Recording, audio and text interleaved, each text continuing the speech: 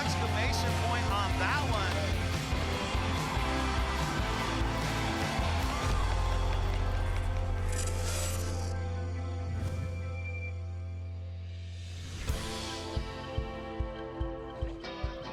Mountain bikers of the world, welcome to Crankworx Rotorua. If you are a fan of mountain biking, well, you are in the right place. It feels like just yesterday we were at Crankworx Whistler, but it's 2016 and it is time to kick off the Crankworx World Tour with the Mons Royale dual speed and style. As you can see, New Zealand has no shortage of beauty. And speaking of beauty, your hosts for today's event, Brad J. and Cam McCall. Guys, are you ready to get started? Well, yeah, we're ready to get started, but Beauty and the Beast, I guess, would I be the Beauty? Because if you've ever seen this dude ride, he is definitely in beast mode, Cam. I'll take that, thank you. Look at this beauty. All right, I'll take that one too. All right, well, this may be the first webcast and the start of the Crankworx World Tour here in Rotorua, but things also started out a couple days ago. You and I, of course, were at the opening ceremonies. Yeah, it was amazing. No other bike festival gets kicked off quite like we do here in Rotorua. We were at the Tupui Cultural Center where we had this Maori traditional welcoming. Definitely an amazing way to kick things off and just feel like we really are, you know, wanted here and welcomed, and we're going to do our thing for another year. Look, I'm going to be honest, they scare the heck out of me when they start doing this stuff, putting the sticks out there, and they start yelling. Are they coming at you? If you didn't know that this was a welcoming ceremony, you would think it was a declaration of battle, but they explained it to us beforehand. He's offering that fern leaf right there, and we accept, and then we kick things off. All right, well, I'll tell you what, that was an amazing experience, and it is every single year we come out here. All right, what makes Crankworx so unique compared to other events? For me, it's the fact that there's something for everybody. You can bring your kid out here, enter them into Kidsworks, get them into the mix, taking it a part of the adventure, and then the spectator-friendly environment. We've got the slopestyle course right down here in the middle of town, and you get all the locals up here, and it seems like the locals here just really enjoy mountain biking as a whole. They follow it throughout the year, not just this event. So it feels like a mountain bike town, and I think that's pretty unique. It is definitely a sick town when it comes to mountain biking. All right, speaking of sick, we're talking about the riders to watch for. I mean, there's guys that have been dominating, but who are the riders to watch for?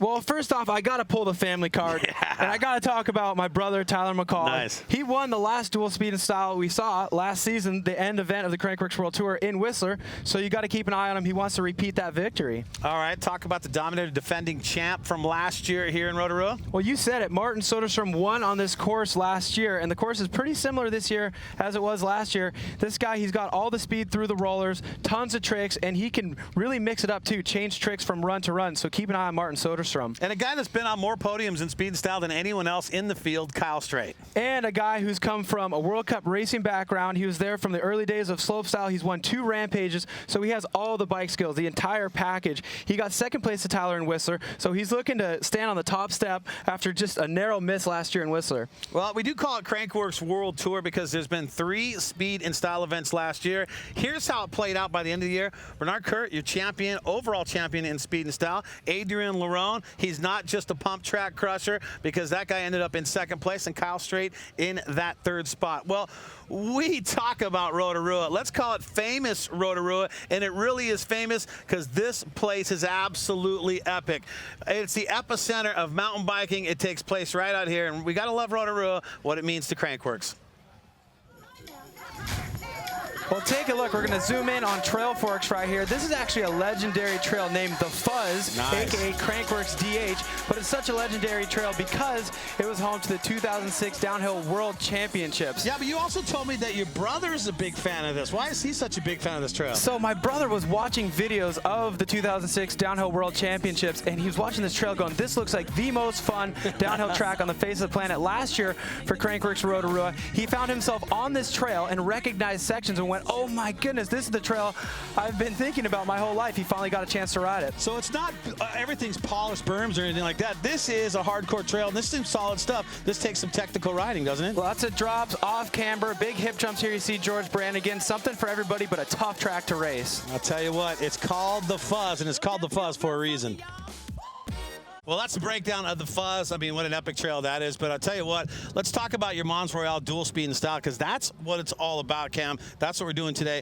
But the time to check back into the third member of our team, Hannah Bernard. Now, Hannah, you always say that we have the best seat in the house, but I'm kind of thinking that you have it because you're down there in the mix with everybody. No, I never said that you guys have the best seat in the house. I definitely have the best, but you have the most comfortable seat in the house. That's all I'm saying. You guys got shade, you got seats. You're living the life up there, but I love it. I'm right here in the action. I love it. We got a casting chair up here, so if you want to come up here and hang out with a little bit later, we'll talk about that on another epic show. All right, you got a special guest out there. Who are you hanging with? I do. I have the founder of Mons Royale. I have Hamish Ackland here with me now. Last year, Hamish, we talked about how you guys were breaking into the mountain bike scene. What's the reaction been in the first year? Yeah, no, it's been awesome. So we actually launch our range into the Northern Hemisphere right now. So it's just hit all the shops across Europe. And yeah, the reaction's been super good and we're stoked to be back. For those of our fans that don't know about Mons Royale, what's it all about? What's the story behind it? Yeah, so Mons Royale started out in 2009 in the snow. We create a technical merino base layer, and I guess the point of difference is we create it with a bit of style so you could wear it off the mountain rather than it looking like it's going to climb Mount Everest. And we've taken that same thing to bike, and yeah, we're just growing every year, and we're about 400 stores globally now. Okay, so it is your second year hosting this event, Mons Royale Dual Speed and Style. How stoked are you for the event today?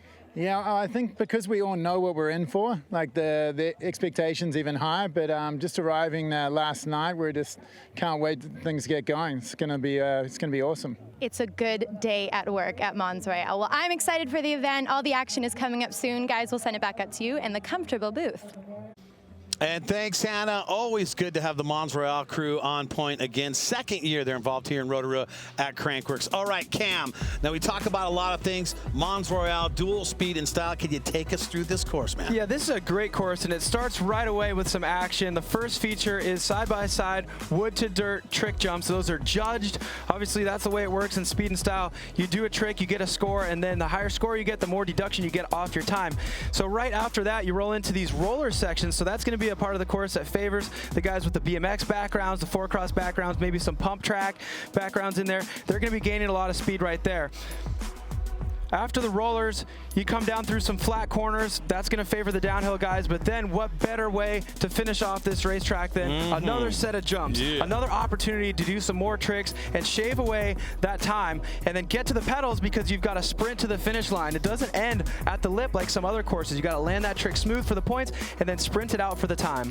Big ups to the course crew making things happen too. I mean, something for everyone, for your BMXers, for your downhillers, and for your slope stylers. Something for everyone there. Now it is time for one of my favorite points. It's in, out, and on the bubble. You ready for this one? I love in, out, and on the bubble. In this year, we're going with strategy. Gone are the days of doing the same exact run against every opponent. Sometimes this can be a bit of an endurance race as well because you have to be able to make it to the finals, you have to do so many laps. So you might want to conserve energy at certain points. Okay, what is out this year? Well, out this year definitely has to be doing the same tricks against each competitor. Going back to the strategy thing, you have to really strategize. Who am I racing and what tricks are they going to do? And based on that, what trick do I have to do? You don't want to do your hardest trick every run. You save those for the most difficult competitors. All right, on the bubble, talk to me. On the bubble is improvisation because, man, sometimes that works. You have a plan, but out of the corner of your eye, you see the guy you're racing against do a harder trick than you had expected. That means you got to dig deep into that bag and do something harder than you had planned. And keeping an eye, using your peripheral vision on your competitor, that's definitely the name of the game out here at Dual Speed and Style. There you go, in, out, and on the bubble. And I'll tell you what, the weather out here has been amazing. And for more on the course, let's check in with course conditions. Third member of our team, Hannah Bernard. Hannah? Thanks very much, Brad. Well, it's a beautiful New Zealand day. We're just on the cusp of autumn, but man, does it feel like summer. I'm here on the course of the Mons Royale Dual Speed and Style, and it's a hot day, so this course is riding a little bit loose, but it's okay because it's that Rotorua Hero Dirt that all of the riders has been talking about since last year here in Rotorua. Now, as for the course, the layout is basically the same. Only changes is that they perfected it. So the berms are a little bit bigger. They have a bit more support for the guys, so we won't see them having as much trouble as they did on this course last year. Been speaking to the riders. They are very excited to get started. Guys, it's going to be a good one. Back up to you. Oh, yeah, no one breaks it down like Hannah Bernard. Thank you, Hannah, for that course update. And I'll tell you what, enough of Cam and I and Hannah yapping. We got racing coming up hot and heavy right after this. Don't go away. Never seen a place like this. You're swimming in the money that you kiss. So you never grow up. Never seen a place like this. You're swimming in the money like this. You never grow up. Our people have been showing visitors around this place for generations. Today we can show you things our tipuna would never have dreamed of.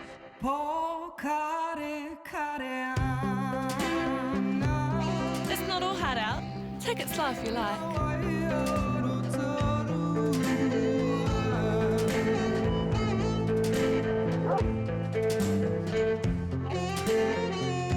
Visit online first to see what you haven't seen in Rotorua.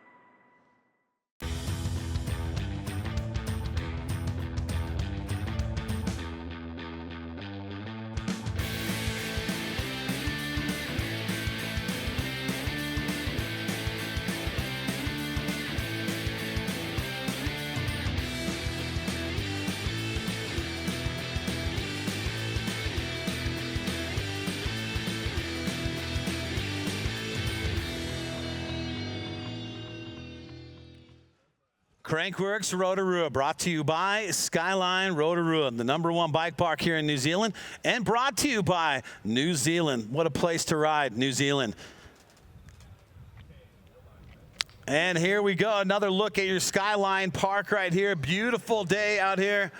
Your Mons Royale dual speed in style. Brad J, Cam McCall, getting ready to get this thing going. Cam, you excited? We've been talking for so long. I'm finally wanting to see some racing now. I know, enough with the anticipation, right? We've seen these guys taking practice laps. Everybody's looking quick, but now we get to see what tricks they got up their sleeves. And when it comes down to it, you're starting out the fresh new season, Crankworx World Tour, stop #1. It is a world tour, so every single result you get matters. And if you're battling for the king of Crankworx, like Bernard Kerr, who was the winner last year, you want to make things happen. And here's taking a look at our brackets, our matchups for today.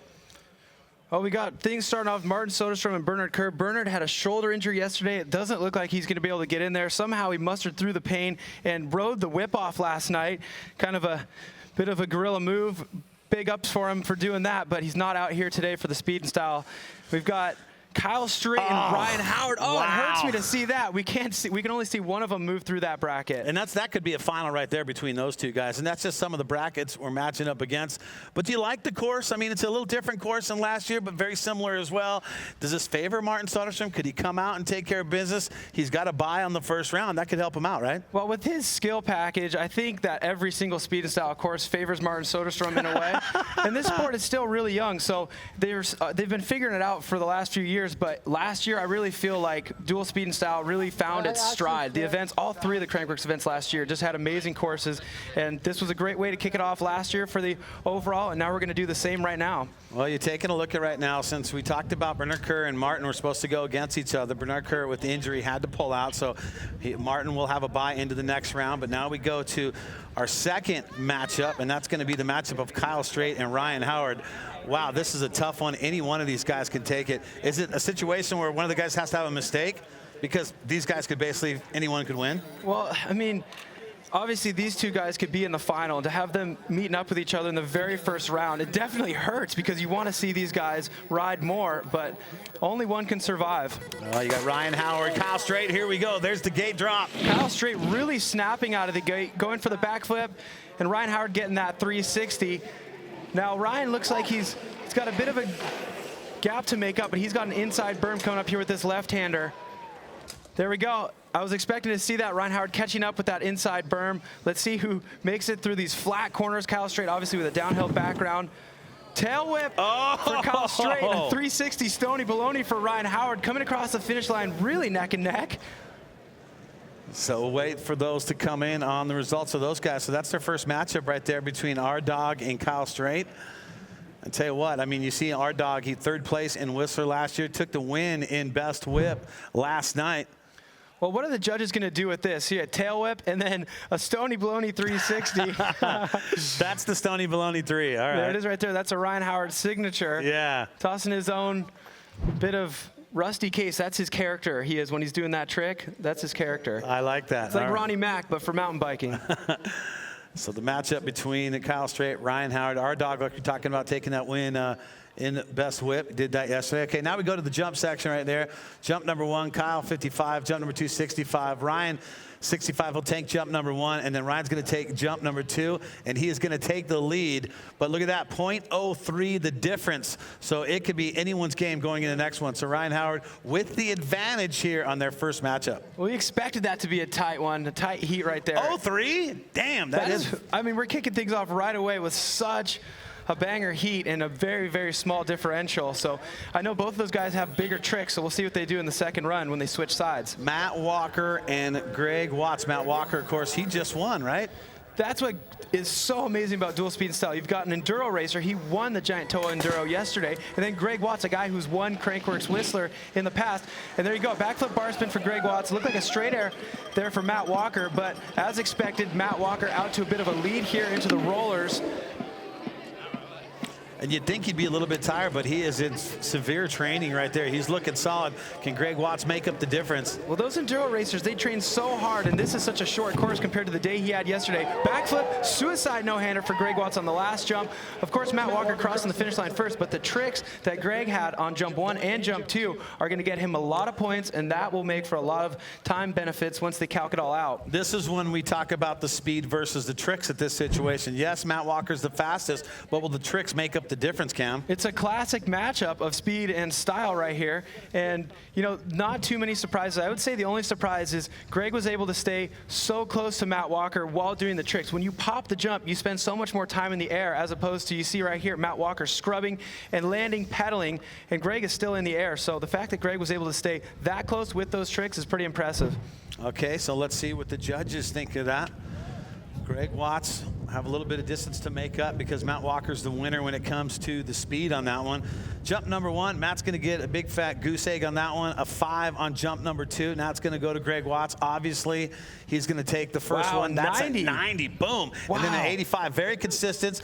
So what's that going to make? Greg Watts the leader. And Greg Watts making up the difference in the speed by his tricks. There it is. That's the essence of speed and style right there. A slope style athlete staying as close as possible to the racer, doing some hard tricks, and doing just enough to be able to get that advantage going into the second round. Good stuff right there out of those guys, showing you it's speed and style. Just being fast doesn't necessarily get you the win. Rion Bowe now going against Phil Atwill. So here in this one, the Kiwi against the guy out of Great Britain. Their first matchup, and you look at Rion Bowe, qualified 13th, Phil Atwill, number 4 qualifier. And that's on speed only. They don't judge that on the tricks, right? Absolutely. So seeding is just purely based on speed. And right now, I think we're going to see this heat based on speed. Nope, I was wrong. These racers are doing tricks. We got a 1-footed X up and a backflip. Bowe keeping it close right there. It had the better trick, it looked like, on the jump number 1. Stepping outside his comfort zone a little bit, knowing that those tricks mean so much after seeing Greg Watts advance over Matt Walker in the last round, knowing those tricks matter. A tire grab out of Phil Atwill and another backflip out of Rion Bowe. So now it's going to come back to this. Phil takes the lead on that for the speed for the UK rider. So then now the judges have to look at the jumps, and they got to itemize the jumps 1 and 2 and compare them to each other to see who takes the jumps. And we were talking about it earlier, how it took a while to get the format figured out, but they've got it pretty well figured out right now. This 1-footed X-up that we saw out of Phil Atwill, that's actually going to matter a lot because it isn't winner takes all on each of these trick jumps. So, you know, say you get 10 points, that's going to be good defense against your competitor's trick that was maybe 30 points, you know, just narrowing that gap. But backflipping is obviously going to be worth a bit more than a 1-footed X-up and a tire grab, but big ups to Phil Atwill for actually doing some tricks because doing a straight air gets you absolutely no points. So you got to do something. You can't just rely on the speed only. Now we take a look at the leader. Phil got that with the speed. Now it comes down to jump number 1 for Yambo. The score in, that's going to be a 45 for him. He'll get a 50 on jump number 2. Over to Phil, 15 on jump 1. So Rion takes jump 1, and Rion's going to take jump 2. But because of the speed, it looks like, yep, Phil Atwill with the lead, and he'll have the advantage going into the next one. Well, he played his cards really well right there, doing little tricks and going as fast as possible. If he would have done straight airs, who knows what it would have come down to, but you know, he did just enough to be able to get some points, play a little defense. Yeah, let's stack and rack our next components right now. Adrian Larone and Paul Langlands. I'll tell you what, why do you care about Adrian Larone in this position? Wow, this is really interesting. Adrian Larone, one of the specialists in dual speed and style, coming from a 4-cross background, one of the guys we're always watching in the pump track races here as well. He's a speed machine, but he has some tricks. And then Paul Langlands, he is a famous BMX rider. He's got a yard with jumps that he has a big world-class jump jam at every year, getting on the mountain bike, trying his hand at dual speed and style. And just looks neck and neck off the start. Wow, a corked out flat spin for Paul Langlands. Adrian Larone going for the backflip and carrying speed nicely on that inside section on that right-hand berm. Let's see if Paul Langlands is able to carry some speed. This is a little bit out of his comfort zone coming into these flat corners coming from a BMX background, but he is definitely holding his own, drifting around those gates into the final trick jump. Wow, Paul Langlands with a front flip. Wow, he stayed on, he went so deep. That trick is gonna be worth a lot of points. Where did that come from? Adrian Larone, Paul Langlands tossing the fronty out there at the end. Now that's gonna make the highlight reel. Adrian Larone upside down, doing a backflip. Paul Langlands upside down, doing a front flip, neck and neck. Let's take a look back at this, man. Take a look at this. Backflip for Adrian Larone. Front flip going long. Look how his front wheel lands before his back wheel. That pedal on the left foot. Now you have so much downward force coming from a front flip. You see a lot of people blow their hands right there, but Paul Langlands, being a beast of a human, able to muscle through. My goodness, you know what? I like what Paul brought there. This is what you want to do when you're facing Adrian Larone. So the leader, Adrian Larone, right there, he's going to have the speed. 45 on jump number 1 for Adrian, 50 on jump number 2. Now to Paul's jump section, 55, so he takes the first jump. The fronty versus the backy, 95 to 5-0. That is great. Wow, but Adrian Larone is going to take the lead on that. But with that, let's send it downstairs and check in with Hannah Bernard. Hannah? All right, Paul, well, you really tricked those jumps there. What are you going to do in the next run in order to get the edge on Adrian Larone? Because he came out with the speed there. Simple as, go faster and bigger. That's how we do. All right, can you give us a little bit of a prelude? What are you going to do? You're not going to give us anything? Wait and see. All right, I like it, guys. Back up to you. I love it. Just keeping it on the down low right there. I love that, absolutely. You know what? And we will see what he's going to do. But I got to give it to him. I didn't know much about him. I know he's from the BMX world, but seeing him come out here and drop stuff, that was pretty solid. Well, thank you, Speed and Style, for bringing people from BMX. He said, I'm going to go faster and I'm going to go bigger. I can't wait to see next round.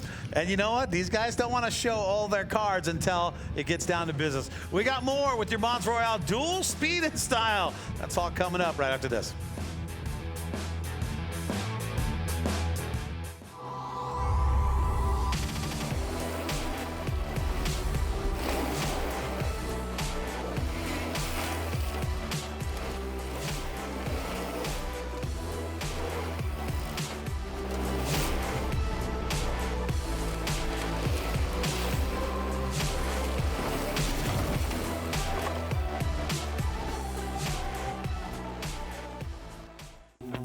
I'm the baddest mother up in here, and I'm about to make it clear. It's going down like I told you. I'm the baddest mother up in here. I'm gonna rock you. I'm gonna rock you. I'm gonna rock you. I'll have you begging for mercy, begging for mercy. Oh, I'm dangerous.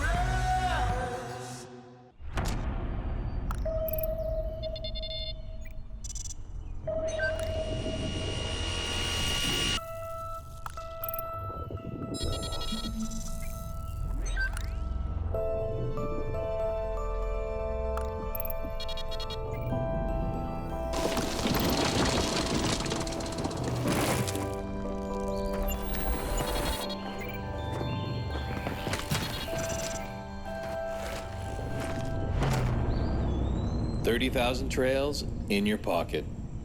Trailforks. Download the free app now.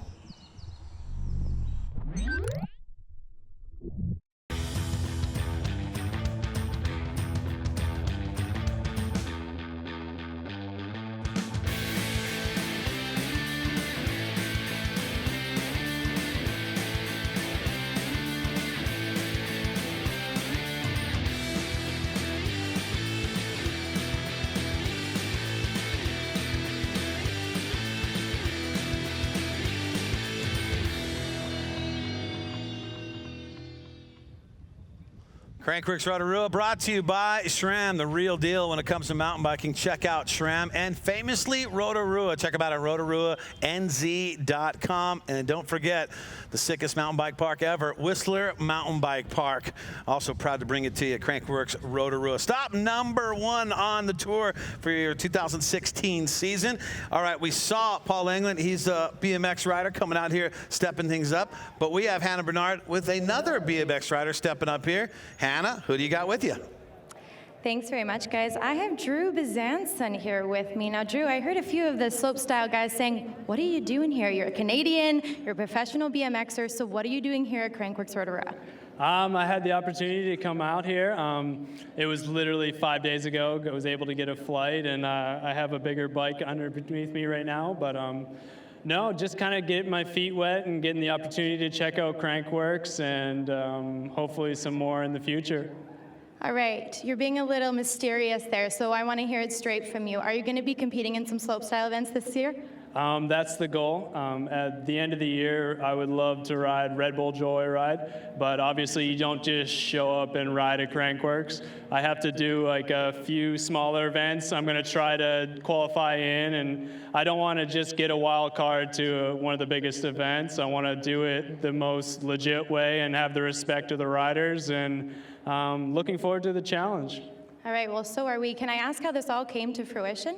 Well, actually, last year I was able to do a dream project with the BMX, Uncontainable, and I had a nonchalant kind of text from Crankworx on Twitter saying, hey, you're riding big enough stuff, you should come ride one of our events.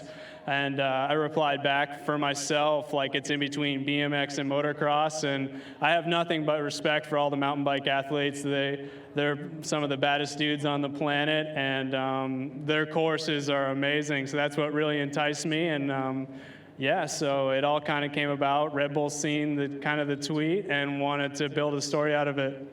Well, I think I can speak for all of us. We're excited to see what you got. Hopefully see you at Red Bull Joyride. Guys, we'll send it back up to you. Oh, man, that is a good feeling story right there. I actually rode on the plane with him out here, and he was so pumped. And he, like he said, he goes, I want to earn this spot on my own. So if I can do it on my skills, then great. I don't want to be given it to. So now we focus back on the racing. Connor McFarland now and Barry Nobles matching it up. Now you got Kiwi versus USA on this next matchup, Cam. Well, this is great to see here. We've got local boy, New Zealander, Connor McFarland. You saw him on the pre-roll there, one of those Mons Royale clips, hitting that huge drop and flipping a flat drop on his downhill bike.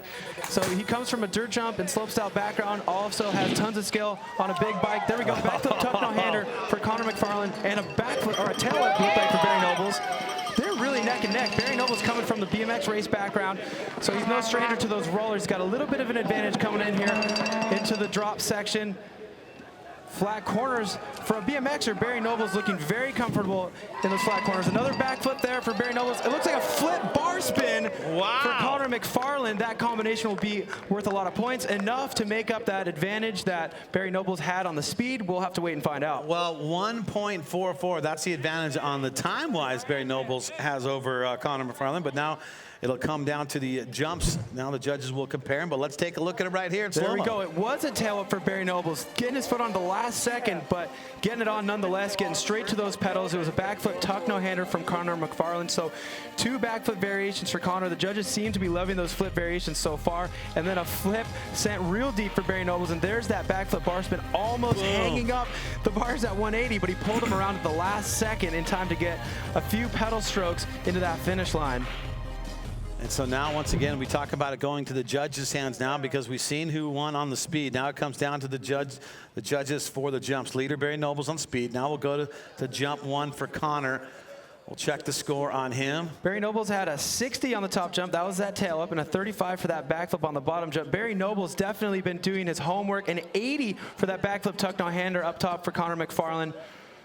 But then it's going to come down. Barry Nobles is going to take the lead there by 0.8. That's going to be the advantage that Connor will have to make up. And that's, you know, we talk about improving on your runs, and now you got to decide what you're going to do on that second matchup. Well, that 0.8, it's very possible to climb out of that deep hole right there. 0.8 isn't too much. Nothing. And basically, Connor has the tricks. He beat him on both jumps. He just needs to increase his speed a little bit, and that's no easy task going against a racer like Barry Nobles. Look at this, the friendship here. Sam Reynolds on the left, Thomas Lemoyne on the right. Great Britain versus France here on our next matchup.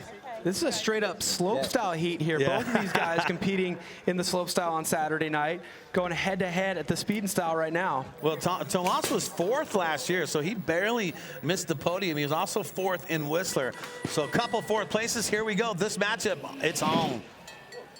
Oh, 360s for both of our slope-style athletes, deciding to mix it up in the speed and style right here. Both these guys ride all different types of bikes. You'll see them on hardtails, slope bikes, enduro trail bikes, downhill bikes. They do it all. That's why you see them out here at speed and style.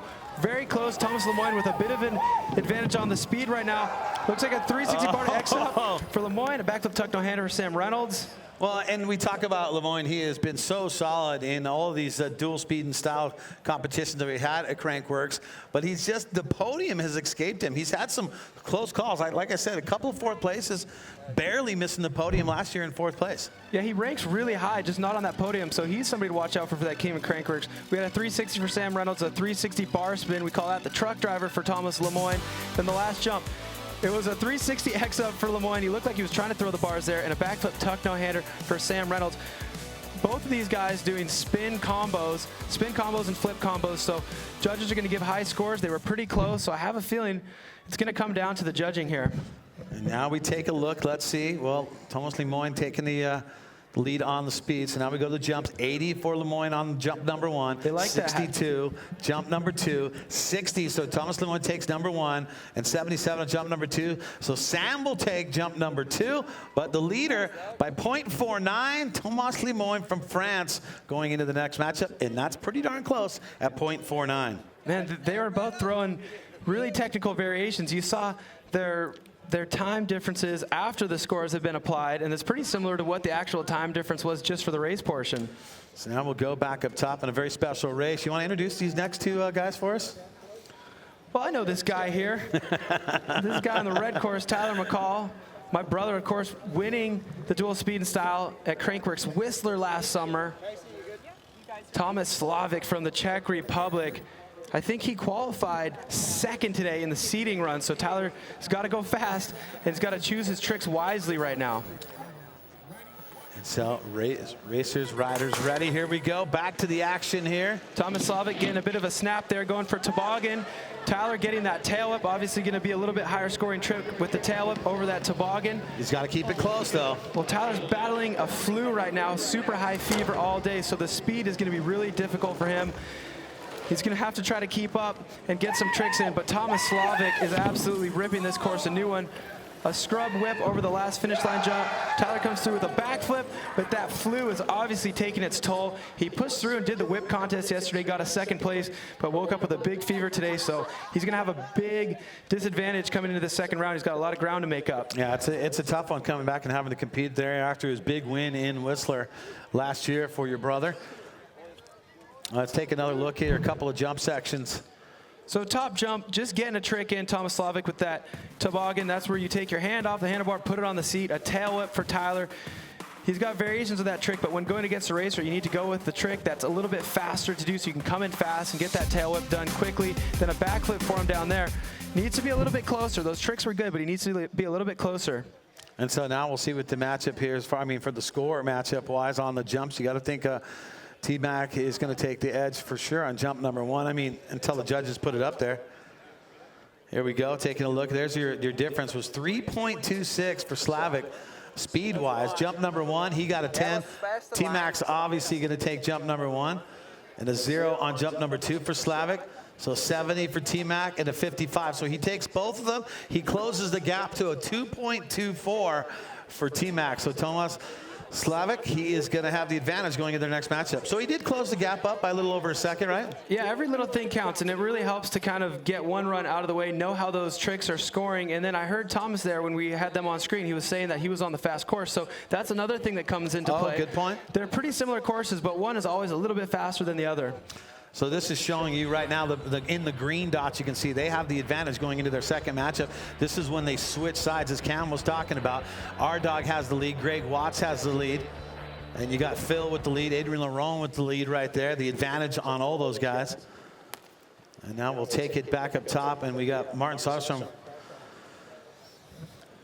All right, so he was supposed to be matched up with Bernard Kerr. So why does he even have to take a run here, Cam? Well, basically, sometimes a rider gets a bye, but in this, based on seeding, but in this particular situation, it's because Bernard Kerr has an injured shoulder, and he qualified well, was ready to get in here and do it, and he had the spot guaranteed for him based on his overall ranking from last year. But with that injured shoulder, he's not able to show up, but you still got to take your run, even if your competitor doesn't show up. So this is a bit of a practice run / victory lap for Martin. He doesn't actually have to race anybody, but he can't miss a gate, so there's the drama there. You got to make sure you don't miss any of the gates on that flat corner section at the bottom, but this one's a bit more for the fans than anything else. Well, you talk about him, he was the defending champ from last year here in New Zealand. Then he was injured, so he was making a run at King of Crankworx. Oh, corking out that flat spin, dumped 360. But you know when he's racing against guys, he's going to be throwing variations in there, but it's so nice to see him take a run just for style, just for the fans. Yeah, so that'll be, obviously he's going to move on. The next one, he's going to face the winner of Kyle Strait and Our Dog. So we'll take our attention back up top and stack and rack our next two competitors, and that is going to be none other than two guys that are good friends of yours. We got Kyle Strait and Our Dog, Ryan Howard, ready to do battle again. And Ryan Howard, Our Dog, having the advantage, and he won in Best Whip yesterday. He's also got a couple of third places last year in Speed and Style, but can he beat the crusher of Kyle Strait? Lyle's been dominating since it started in 2012. So Our Dog has been on fire for the last 48 hours, winning that whip off. And look at how close the differential is between these two guys, 0.03. This is going to be a tight heat. Kyle Strait with a back flip. Ryan Howard with a 360. Looks like he threw in a bit of a variation, a little tabletop in there. Neck and neck through the roller section. Going into these berms, still bar to bar. Oh man, they're going to be side by side this whole lap. It's going to come down to the tricks on that last jump. Ryan Howard losing a little bit of ground. Kyle Strait going for the tail. A 360 invert for Ryan Howard, getting straight to the pedals. Wow, Kyle Strait crossing the finish line first, both throwing great tricks. Now it's going to come down to the math. All right, well, 0.03 was the advantage that Our Dog has over Kyle Strait from their first matchups. So now you're going to look at the speed part of it is going to go to Kyle Strait. He's going to take that one. All right, check out Ryan Howard on this one. It was a 360 X up he was going for. Kyle Strait with the backflip. And the best part about this run was how tight they were in the middle section. Kyle Strait pulling out a bit toward the end, getting that tail to pedals. But the style, how good was that 360 inverted 1-foot table from Ryan Howard? That's going to get him some points. Was he close enough to where those points are going to be enough? Look at how he points that thing down. Oh, man. So now did the first elimination here of our event. Who is going to be sent walking? Is it the guy who won the best whip yesterday, or is it going to be Kyle Strait? Kyle Strait had the speed, and now it comes down to the jumps and into the judges' hands at this point. I know it's how this is how it works, but I do not want to see either of these guys go and hit the bleachers right now. You and I both, when we saw they had to match up early, we're not happy to see these guys having to match up early because these guys could be in a final for sure. That's why winning a speed and style event is so coveted, because every single heat matters. You could get pitted against somebody who's capable of winning in the first round, and that happened to these guys. So it wasn't enough to make it up. I mean, once again, 0.03, that was just the difference they had on the first matchup for these guys. So now it comes down to this. And the judges taking their time, and good reason to take their time. They're going to dissect both of those jumps side by side and decide a point tally for each of those jumps. Yeah, because not only does this determine who moves on to the next round, there's very valuable points at stake for not only the dual speed and style overall throughout the Crankworx World Tour, but of course the king of Crankworx. These guys are trying to rack up points. Ryan winning the whip off last night. That's huge. He's already started his campaign, so he needs some more points here from speed and style. So if Ryan was able to advance on right now, this is killing Kyle down there. Yeah. So guys, what's harder, being up there waiting in the gate for it to drop, or sitting down here waiting for the scores? See, right, yeah, Lyle, I see you. I feel your pain on that one, man. The drama. The drama. Well, you know what? You said it right there, Cam. A lot is on the line when it comes down to it right here between these two guys, because there's a King of Crankworx title that's on the line here. And the dual speed and style overall as well. Yeah. So we got as they're waiting, I think we got Hannah down there. Hannah, catch up. What's going on down there? Is there tension, Hannah? All right, guys, I'm going to save you here. I'm going to jump in and chat with these two guys. Now, Kyle, how are you feeling right now? I know there's a lot of tension here, but how confident do you feel right now? It's actually frustrating, you know, the way the brackets happen to go, going up against a badass like our dog here. It's tough. So, however it works out, hopefully whoever goes ahead, we got to kill the rest of them. You guys are pretty well acquainted with each other. What's it like to race against friends? Well, I've looked up to this guy for who knows how long, so it's more of an honor to race against him. Wow, that's a really nice. How do you feel about that, Kyle? What do you feel when he says that? Just a aw. Just a nice aw. We heard it from the crowd as well. Guys, I think the scores are coming up pretty quick here. We'll send it back up to you. You guys are killing us. Oh, man. Can we get an aw together? Aw, that was good stuff right there. You know, this is a funny thing, too. You obviously want to beat your buddy, but then if your buddy beats you, you know, you want him to go on and do well because he's your buddy, but you also want your story to be nice. So if you got out by the guy who ended up going on to win, your story's pretty nice. So. All right, so I think we're getting it. Oh, here we go now. All right, the leader, Kyle, obviously had the lead, 0.97. Now it's down to the jumps. Jump number 1, 40 for Kyle. Jump number 2, 60 for Kyle. Now to our dog. Our dog takes jump number 1 with a 70, takes jump number 2 with a 77, but who is going to be moving on? And here we go. Kyle Straight will be advancing on, and that's going to do it for last night's best whip winner. Our dog has been eliminated. Tough break for him, but big win for him. And you just feel for Kyle Straight. But Kyle Straight, the good news is he's advancing on. The bad news is he got to face Martin. Oh, my goodness. Another heat that could potentially be a final. Oh, my goodness is right. That is just stack it up right there. So Martin and Kyle Straight, that is set. Our dog is done for the afternoon, and that's going to do it for him. All right. Well, we talk a lot about the king and the queen of Crankworx, but we've actually been talking more about the king of Crankworx. So let's talk a little bit about the queen of Crankworx. For more on that, let's send it back to Hannah with our queen. Yes, and I'm standing right beside her, the queen of Crankworx for 2015, Annika Burton. Now, Annika, that is not an easy feat, winning that title. Talk to me about your year last year and what the experience was like. Oh, it was amazing winning that title, you know. I had to do a lot of events, and I had a lot of fun, and it's pretty amazing going into this race and, yeah, having that title.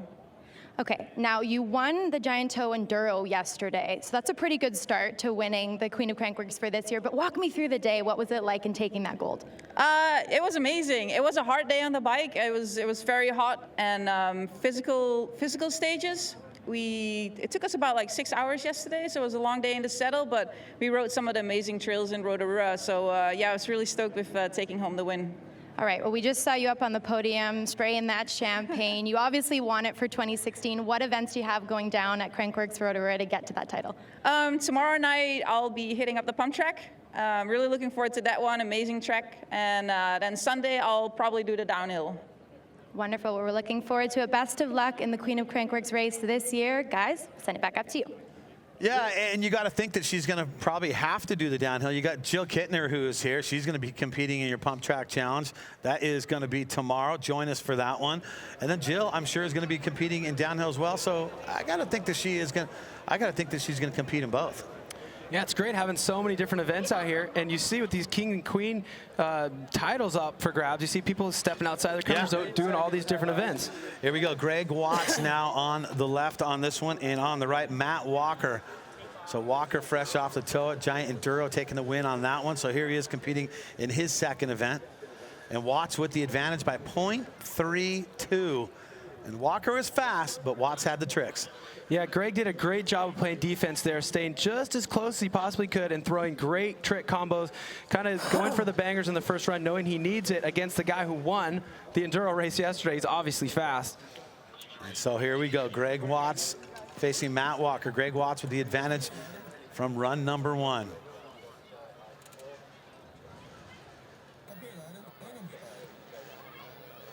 Riders locked and loaded up in the gates. Second matchup between these two. Here we go. Wow, both riders getting a great start. Greg Watts hanging right with him with that whole shot.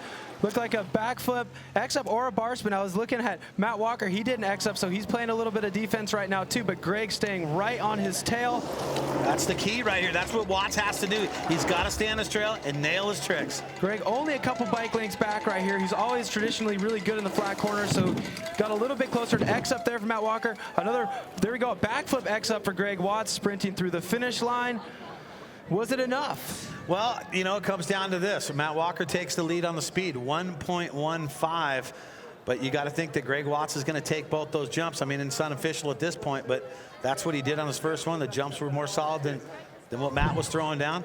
Let's take a look back at actually exactly what tricks they were doing. So into the flat corners here, both riders carrying good speed. Greg definitely not losing any ground. He lost a little bit in the rollers. An X-up for Matt Walker with a little style to end it off, and then a backflip X-up for Greg. So he played defense very efficiently in the first round. Is he able to do that again? Yeah, it seemed to work for him there. Okay, your leader, Matt Walker. So jump number 1, 90 for Watts. He takes that one, no problem there. An 80 for Watts on jump number 2. So what does Matt jump? A 10 on 1, so Watts gets that. Oh, it's shaving away. 10. Only at 0.2 now. There we go.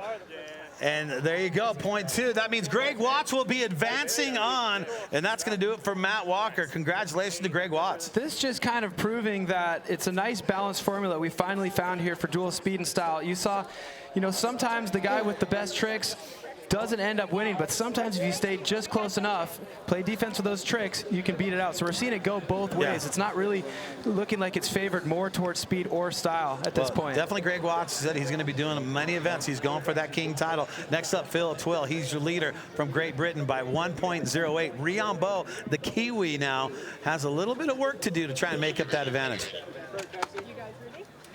Yep. So the winner here, who will be moving on, will face Greg Watts. Riombo, Phil Twill. Look at that nice scab. That's almost as good as the one you were picking on your arm earlier. That bubble I'm trying to pop on you. Here we go. Phil Atwill versus Rion Bo.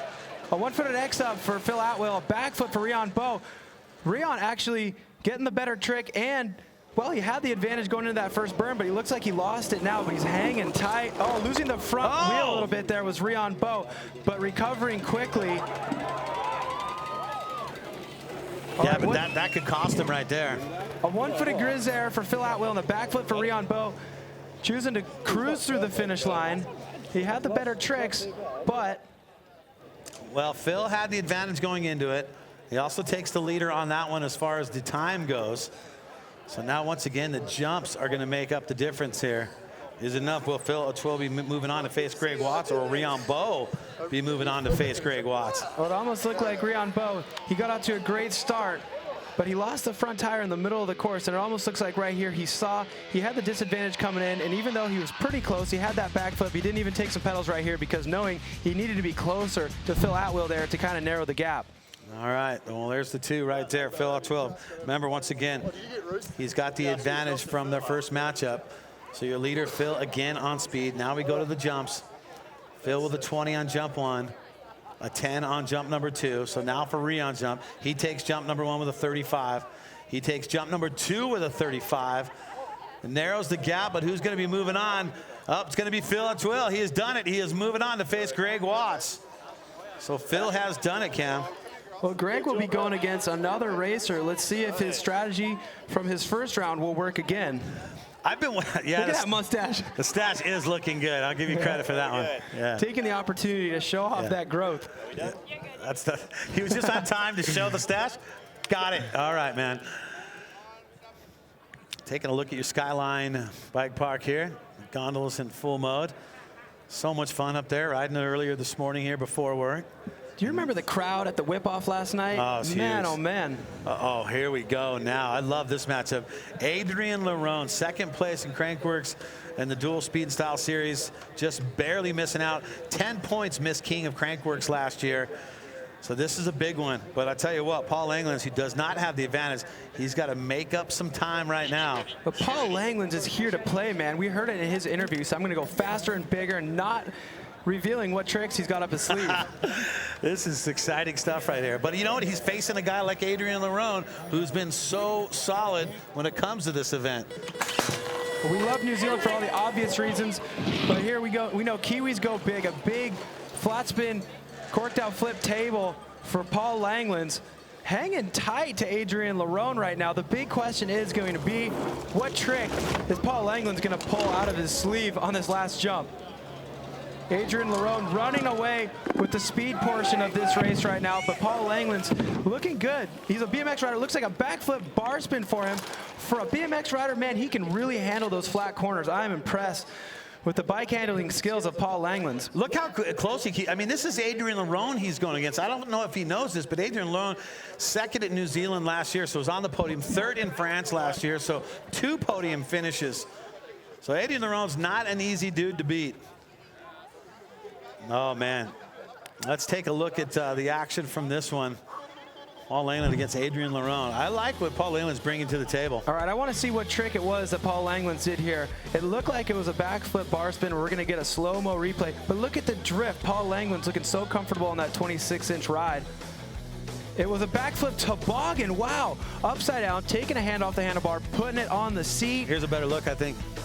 There's a look at it. There it was. You don't see that trick very often, so I would imagine some points for creativity and variety are going to be in order. Here we go. So the leader on speed, Adrian Lerone, also with the advantage. So jump number 1, a 35 for Adrian, and then he's going to check in with another 35. So back-to-back 35, jump 1 and 2. Paul's going to take jump number 1 with a 65. He's going to take jump number 2, and by 0.99 is the difference, but Adrian Lerone will be advancing on. A very good showing from the Kiwi, Paul Langlands. Tell you what, against a solid competitor. Great to see Paul Langlands out here. You know, he did what he had to do. He did unique tricks. It's great to see that the judges rewarded him for doing something that you're not going to see anybody else do. Unfortunately, it wasn't enough for him. We'll see Adrian Lerone move on into the next round, but hopefully it's not the last time we see Paul Langlands at a mountain bike event. What a tough matchup that he had to go to with his first matchup. He has to go against Adrian Lerone, a guy who's always almost guaranteed to finish in your top 3 every single time, and that's the name you draw. That's a tough break right there. Well, the way Paul Langlands is, I have a feeling he would have it no other way. He's like, give me the best. Let me try to beat him. Yeah, he's a hungry dude. And I'll tell you what, like you said, we'll be seeing more of him. Next up, here we go. Connor McFarlane, and he's going against Barry Nobles now. There's Nobles on the right. And there's Connor. He is on the left. The leader, Nobles with the lead, but only by 0.8, Cam. So this is a close one right here. Another one of those closies. Well, Connor had the mega combos last run, and if he can stay a little bit closer to Barry Nobles, he only has 0.8 to make up. Here we go. Even out of the gate for Barry Nobles and Connor McFarlane. A backflip tuck no-hander for Connor McFarlane. That's going to beat out the straight air from Barry Nobles, but Barry is going strictly for speed in this lap. Connor McFarlane doubling into that 4-pack section, carrying great speed through the berms. Really closing the gap on Barry Nobles. All right, what are the tricks going to be, Brad? Here we go. A toboggan for Barry Nobles. Another backflip bar spin, smoother this time, quicker to the pedals for Connor McFarlane. Definitely did not cross the finish line too far behind Barry Nobles. Yeah, 1.81, the difference on speed between those guys. So Nobles is going to take that one. Connor was right behind him. But I'll tell you what, Connor's jumps look pretty solid too. So now, once again, it falls to the judges' hands at this point. Let's take another look here. Well, there we go. A one-footed kind of stylish scrub for Barry Nobles, getting straight to those pedals as Connor McFarlane was upside down, boosting with high amplitude into that backflip tuck no-hander. Going to hurt his speed, but going to help his style into the last jump. A toboggan, hand on the seat for Barry Nobles, and a way smoother backflip bar spin for Connor McFarlane. It's not only the trick that you do, it's how smooth you do it, because the sooner you get to the pedals on that landing and sprinting to that finish line, then the more you can cut down on your time, and everything adds up. If you keep it close and you can beat him on the jumps, then you have a really good shot at advancing on. That's what it comes down to. So here we go, 1.81, the speed lead for Barry. So now we go to the jumps. 0 for Barry on number 1, 5 on number 2. So over to Connor. Yeah, he's going to take the 82. High score. And that brings down the number, and a 90. So what does that mean? Does Connor do it? No, Barry Nobles has done it. He is advanced on 0.33, the difference. That was a close one. 0.3, such a tight margin, 1/3 of a second right there. If he was just a little bit closer, those tricks would have paid off. And Tomas Lemoyne, the 2015 official winner of the best pounce in mountain biking. Yeah, that's actually an official contest now. It used to be unofficial, kind of like the whip-off. you get medals now for that. It's a big thing though. Well, what's he wearing today? He's very subdued on his pants selection today. We're going to call him the subdude. Yeah, the subdude. 0.49 is the advantage for Tomas Lemoyne. 4th place last year in New Zealand. 4th place in Whistler. So trying to make a crack to the podium, but Sam Reynolds, this guy can do it. It's only 0.49. Here we go. 2 slopestyle riders, both with speed. 360 for Sam Reynolds, 360 bar spin to X up for Thomas Lemoyne. Sam Reynolds making it to that berm first. Lemoyne kind of blowing up the inside of that berm, carrying so much speed despite it being sharper on his side of the course. Sam Reynolds making it to the gates first, but man, is Thomas Lemoyne ever close, narrowing the gap. Backflip tuck no hander for Sam Reynolds, 360 X up for Thomas Lemoyne, painting the corners of that landing and sprinting it out to the finish. And so the leader, look at that, by 0.01, Sam Reynolds. And Sam 0.01? See, Sam Reynolds made the top 16 at Whistler last year, but pulled out because of the rain conditions, did not want to take a chance. He had slopestyle coming up, so he had a chance to compete in there, and I talked to him today about it. He said, I'm going to pull out last year and just kind of take my chances with slopestyle. So the 360 bar spin to X up we saw on the replay there for Thomas Lemoyne, a straight 360 for Sam Reynolds. That one obviously going to be going to Thomas Lemoyne, but the question is by how much? Look how he shrouded the inside berm on that right-hander. Thomas Lemoyne is right. Carrying so much speed, but not enough to cross the finish line first, but playing defense with those tricks, he's going to be right in there. Yeah. I like when you talk about playing defense, and that's what it is, and that's being able to improv as well. You got to do that.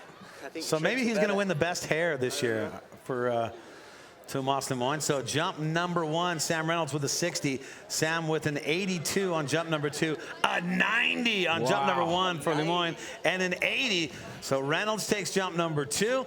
Tomas takes jump number 1. But Tomas Lemoyne will be advancing on. That's going to do it for Sam Reynolds. Well, real even match on the racing side of those guys right there. Thomas Lemoyne throwing in more variations on the tricks. Sam Reynolds doing his part, though, with that backflip tuck no-hander, but it was that 360 bar spin X up top for Thomas Lemoyne that did it. And there we go, Tomas Slavic now from the Czech Republic. He's got the lead over your brother, T-Mac, by 2.24. Well, Tyler's going to have to dig deep right here. Kind of ignore that fever if that's even possible. It's so hard to ride with the flu.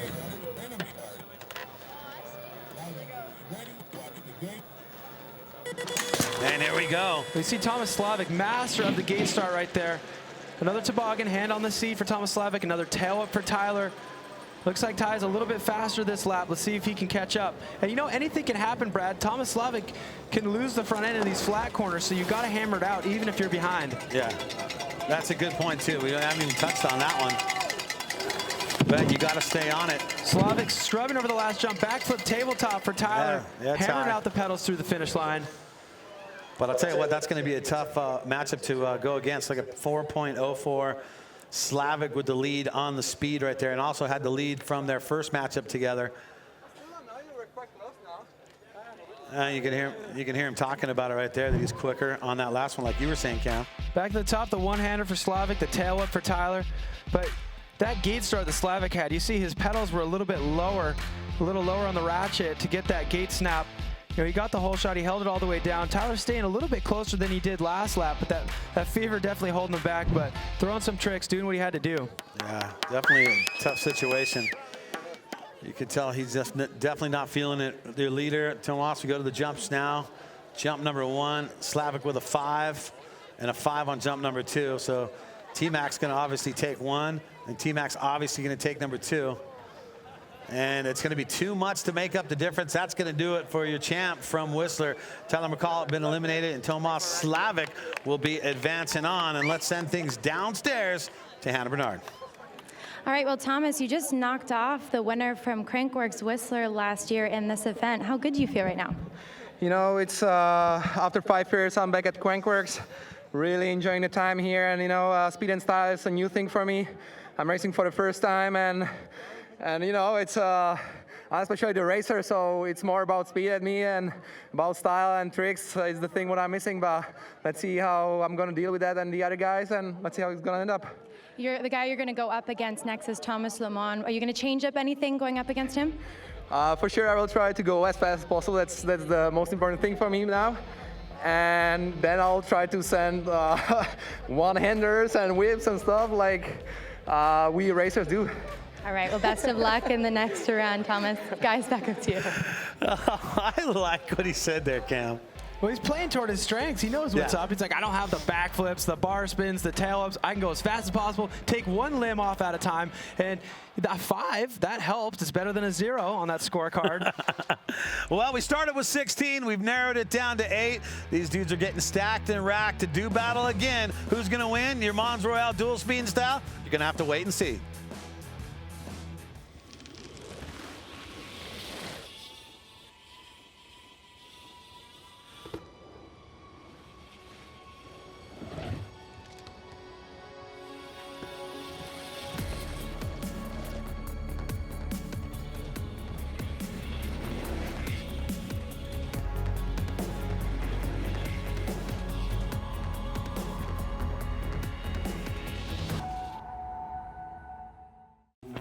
I'm the baddest mother up in here, and I'm about to make it clear.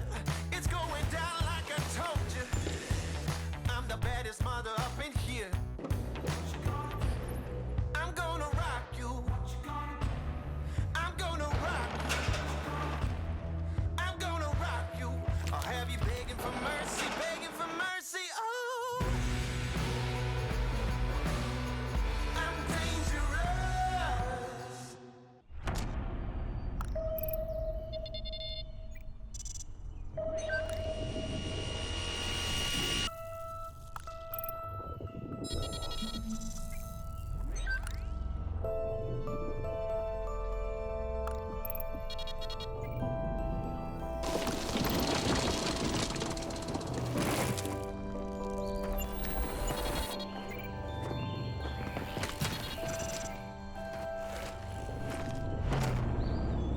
30,000 trails in your pocket. Crankworx. Download the free app now.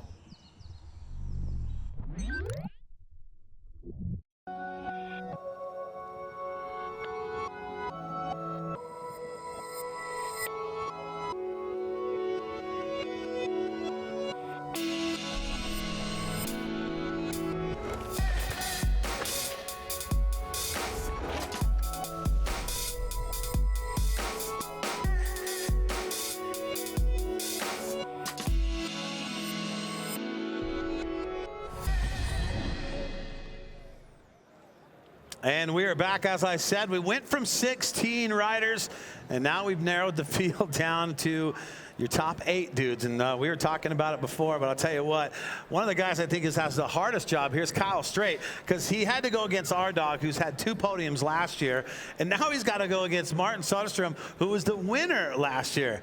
That's not an easy way to go. Kyle Straight's doing it the hard way. Well, you want the path of least resistance. For some reason, Kyle Straight's just doing the path of most resistance here, riding a final level heat every time he goes into a new bracket. And the thing is, if he has to go against a guy like Greg Watts, that'd be like another final. That'd be like 3 finals in a row. And we talk a lot about Martin. He got a bye because Bernard Kerr could not race today because he's injured. But Martin Soderstrom was nothing but gold last year. Let's take a look at some of the highlights and the breakdown of what went down here in Rotorua for Mons Royale Dual Speed and Style 2015. Rotorua, New Zealand, first stop of Crankworx series, and yeah, just about ready to start first rounds. Every course is different, and every kind of strategy is a little bit different. I mean, unfortunately, Zink and I got each other first round, so it's going to be a tough first round, but you know, try and get through it and figure things out. Key element to winning the race is staying off the ground, and besides staying off the ground, it mainly has to do with making sure you're doing the right tricks.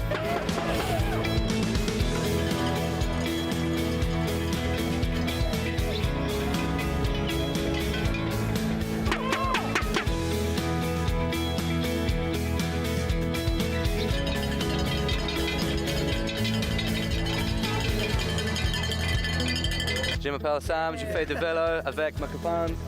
Le speed and style, le 360 whip, le flip whip, maximum de bruit, c'est incroyable, c'est bon event.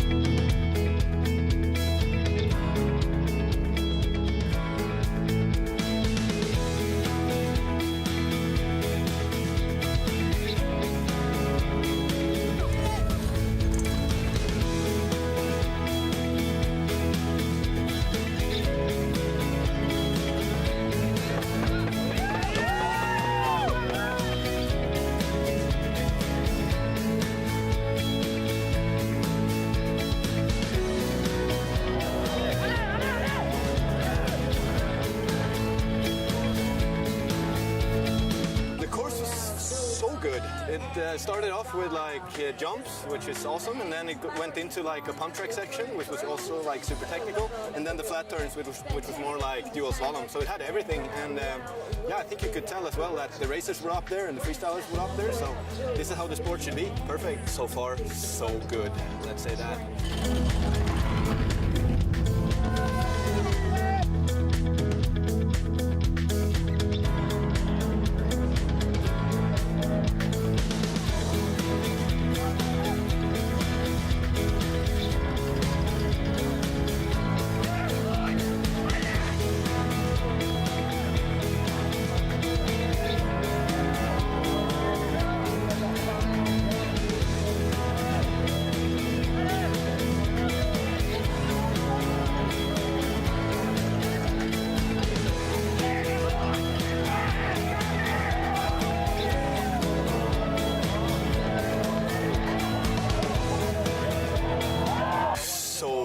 Satisfied and happy. It's been a long way coming back to the scene, and today just playing on this awesome course is just, yeah, so good.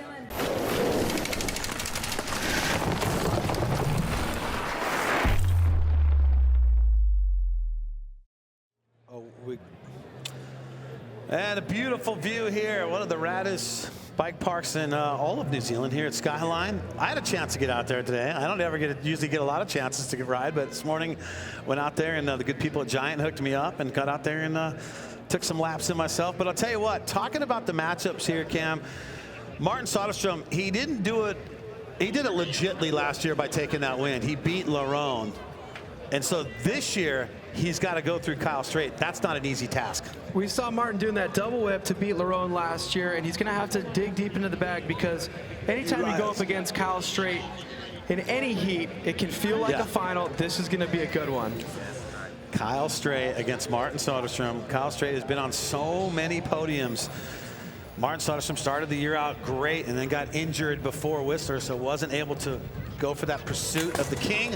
Wow. A little bobble off the start there. Kyle almost kind of went a little bit too early, had to back up again. A flip for Kyle Straight. A tail for Martin Soderstrom. He blows a foot. Can he recover? He gets back on the bike into this pump track section.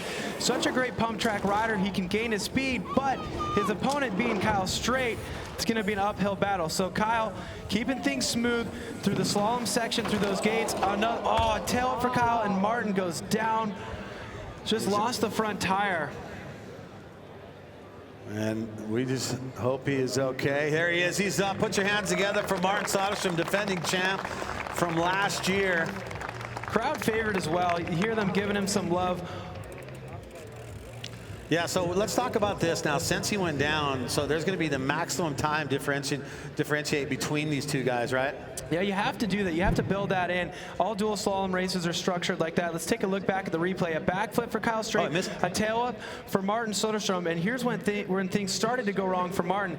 He came over these logs. Oh, a little front heavy. He tagged a little bit on the last roller here, lost his left foot, but recovered really quick. That wasn't the one that put him down and caused him to get that maximum differential. It happened later in the game here once we were in these slalom gates. Let's see if we can see what happened. The last left-hander losing the front tire and just body slamming into that roller. Hate to see Martin Soderstrom go down. I'm sure, you know, it probably didn't feel good, but it was more just the fact that he kind of blew that heat. It was more frustration than anything. Yeah, I think you said it right there. And there you see taking a digger right there. But he's definitely going to be okay. It's more of the frustration. You can see the hands come in the air on that one. So Kyle Straight, no matter what, is going to have the maximum differential. He's your leader, no matter what on this one. So what they do, Still look at the jump section. The 35 for Kyle, the 60 on jump number 2, the 65 for Martin. Look at, he's all bloodied up as we go to, yeah, so that's going to be it. So he's going to lead her, and it's going to be the maximum differentiation between the guys. So what is that, 6.97 it says on that one? Is that correct? All right, let's go back up top. So Kyle straight with the advantage of that matchup. Now it's Greg Watts' time. He's going against Phil Atwill on this one. So Phil out of Great Britain on the right, Greg Watts on the left. And Greg Watts, second in Whistler in 2014, second in France in 2014. So he knows how to get on that podium. Can he do it against Phil Atwill? Here we go. Greg Watts with a similar challenge on his hand this heat as opposed to last heat. We got X up for Phil Atwill, a backflip X up for Greg Watts. This is exactly what he did to make it out of that first round with Matt Walker. He's facing an opponent with similar speed and similar tricks. So can he make it work again? He's got to stay close. And that's what Greg Watts did before. That helped him move on when he faced Matt Walker. He tried to just keep it close. One-footed X up for Phil Atwill and a backflip suicide no-hander for Greg Watts. Such a difficult trick because there's so much going on. You got to hit that front brake, pinch the seat, take the hands off, all while flipping. So the leader, Phil, gets that by 2.27 on the speed side of things. That's how that matches up. And then we'll go to the jump part of it and take a look at these guys and dissect what went down. Well, these tricks for Greg, so technical right here, doing backflip variations on both jumps. My favorite one of these backflip variations is coming up right here. You see, we'll break it down for you. Backflip, pinch the seat, touch the front brake. If you don't hit the front brake, that wheel moves. Your front tire will go 180 and you'll land backwards, and it usually results in a crash. But Greg Watts kind of throwing caution to the wind right now with the backflip suicide no-hander. That should be worth a lot of points. Well, I like what he's doing there. That's what Greg Watts is going for. He's going for the win. He's not going for second on this one. Look at Phil, all smiles, snagging snacks from the fans. 2.27, the advantage on speed. Here we go. Let's take a look at the jumps here between them. 80 for Watts on jump number 1. No big surprise there. Great combo. 80. Couple of 80s for him. 15 for Phil on number 1 and a 15 on number 2. So that's going to narrow it down to a 1.11 advantage for Phil. So Greg has some work cut out for him, but it's still anyone's game with a 1.11 differentiation. It's very doable. With the speed that Greg has and those tricks, it's very doable. And now we go back up to Adrian Larone and Barry Nobles. Well, I'll tell you what, Adrian Larone, we talk about what he has done. Second last year in New Zealand, third in France last year. Second for the king of Crankworx by only 10 points. That's a lot of money to miss out on. And now we got a matchup with him and Barry Nobles. Larone versus Nobles, France versus America. Here we go. Gate has dropped pretty even into this first jump, but oh, Barry Nobles getting hung up on that tail whip. Really great to see him throwing that tail up in the first place, but something that happens every once in a while is your feet get tangled up into that front wheel while the back end of your bike is sideways 180 degrees. So losing the bike, it looks like Adrian Larone will be able to roll through this one and most likely capture that maximum differential. A backflip, just for good measure for Adrian Larone. Why not? He has no idea what's going on behind him. Might as well throw a trick. Barry Nobles is back up and riding. Looks like it'll probably be that maximum differential, but it's great to see that he's all right. Yeah, I mean, and the sad part of this one, if you're Barry Nobles, you don't want to leave the door open for a guy like Adrian Larone. You know, 5.72 on the speed. Let's see if we can see what went wrong with Nobles here. They're taking a look. Here it is close up. Tail whip, watch that foot get caught in that front wheel. And as soon as that foot makes contact with that front wheel, the back end of the bike stops rotating. Take another look, a different angle here. Foot hits the front wheel. All balance is lost. The bike doesn't make it all the way back around. And the first thing to touch usually when that happens is a body part, not a bike part.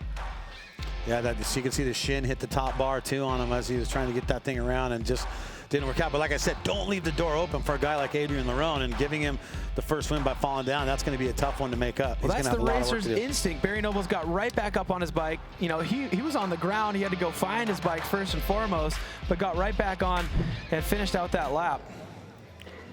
So we'll take a look at it right now. Speed, obviously, Adrian Larone takes that one. Now we go to the jumps, and Adrian Larone should be taking jump number 1, 0, a 50 on number 2, 0 on number 1, so dead even on the first jumps, 0 on 2. No points for trying the tail whip. Come on, what about 0.01 of a point for trying the tail whip? How about an E for effort on that one? So Adrian Larone, he's going to take the lead.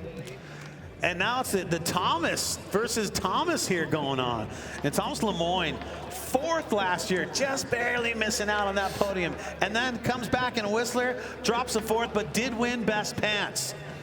So that was a big title for him. That's worth something, right? Yeah, that's worth a couple of brewskis on that one. So Tomas versus Tomas. France versus Czech Republic here. Slavic definitely has his work cut out for him. He's got a face a guy who's so solid in dual speed and style, and that of Tomas Lemoyne. Well, Slavic, no surprise, they're snapping that gate. An ET pedaling through the air for Slavic. A 360 bar spin to X up spin scoring really high for Tomas Lemoyne. And man, oh man, is Slavic on a tear right now. Lemoyne's just trying to reel him back in. See, this just goes to show how fast Slavic is right now. Lemoyne has speed, do not forget it. But he's also got the tricks, a 360 double bar spin, having to increase the trick difficulty based on how far behind he was. Behind the Czech rider Slavic. That's just being proactive and improving when you need to, right? Yeah, he knew how far away he was. He's like, you know what? I need to throw an extra bar spin in there. That's going to be a really high scoring trick. We'll see how it does on the advantage-wise, because with Thomas getting the 2.71 advantage for Slavic on that one on speed. Well, you heard the interview with Slavic and Hannah before. He said, well, I'm going to go as fast as I can and try to take a hand or a foot off. He decided to go against that plan, so he did a bit of improv as well. Decided to pedal while he's in the air, stay as low as possible, put those tires back on the ground. Lemoyne with the exact opposite strategy, go as fast as possible, but boost these tricks and try to get more points to those combos. 360 with 2 bar spins. It's the first time we've seen him do that today. And, you know, he pulled it out at a good time because Slavic was on a tear. Slavic's so fast now. See if the jumps can make up the difference. 2.71, that's the advantage. Let's go and check out jump number 1. Slavic with a 0 on that one, a 0 on 2, so he's not going to do anything there. A 90 for Lemoyne on 1. And a 98. And look at the difference now. He has shaved it back down to a 1.04. So Tricks catching back up right there. But he's going to have to be quicker on their next matchup. A 98. Well, he obviously did everything he could on the Tricks front. But yeah, if he does that same thing next time, he's just going to have to keep it a little bit tighter.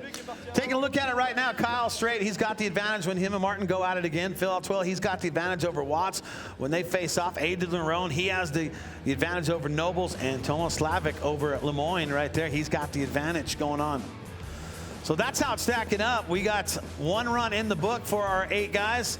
Now we'll stack them, rack them, send them back upstairs, and have them do it all over again and see if we can narrow this field down to your 4. It's your Mons Royale dual speed and style. More coming up right after this. Never seen a place like this. You're swimming in the money that you kiss. So you never grow up. Never seen a place like this. You're swimming in the money like this. You never grow up. Our people have been showing visitors around this place for generations. Today we can show you things our tipuna would never have dreamed of.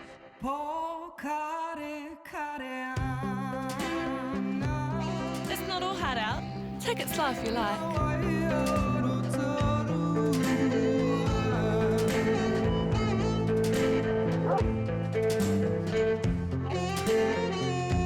Visit online first to see what you haven't seen in Rotorua.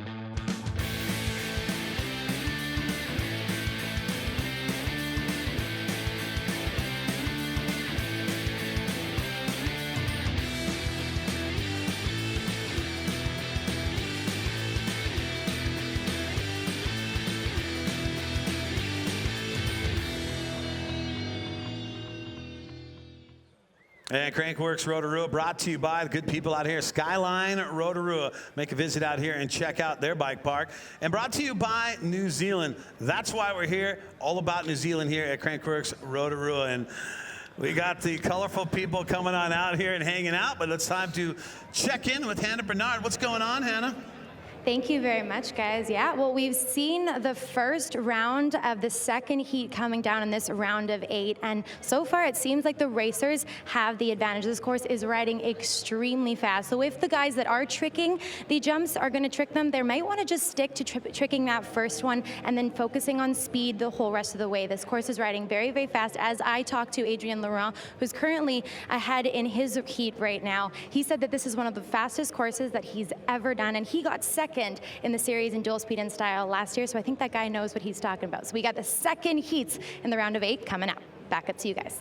I'll tell you what, he knows so much. Adrien Laurent, not only in dual speed and style, but you could talk to him about pump track as well. That dude's got it dialed, and we'll be seeing him compete in your Rotorua Pump Track Challenge, 7 p.m. in New Zealand, Pacific Standard Time. That's going to be 10 p.m. That's minus a day, so it's the day before, so that would be Friday, so that would be Thursday, okay? I'm just trying to break down because I get confused too. You said you weren't very good at math. That was pretty good. Slope style, well, that's going to be 3 p.m. here in memory of Magaza, and definitely a sad deal. Don't want to get into that at this point right now, but slope style Saturday going to be happening, and that'll be Friday in the U.S. And then Rotorua Downhill presented by IXS. That is coming your way. That is on Sunday. And now we'll head back up top. Here we go. The field is 8 second matchups for all of our riders here, and that will narrow our field down to our top 4. That's a look at Kyle Straight from the U.S. He's your leader, 6.97. Martin Soderstrom went down twice, not once, but twice in their matchup, and Martin is the defending champion when it comes down to this. So Martin actually, in New Zealand, he beat Straight last year here in New Zealand to go on and take that win. So here we go. Second matchup. The advantage going to Kyle Straight.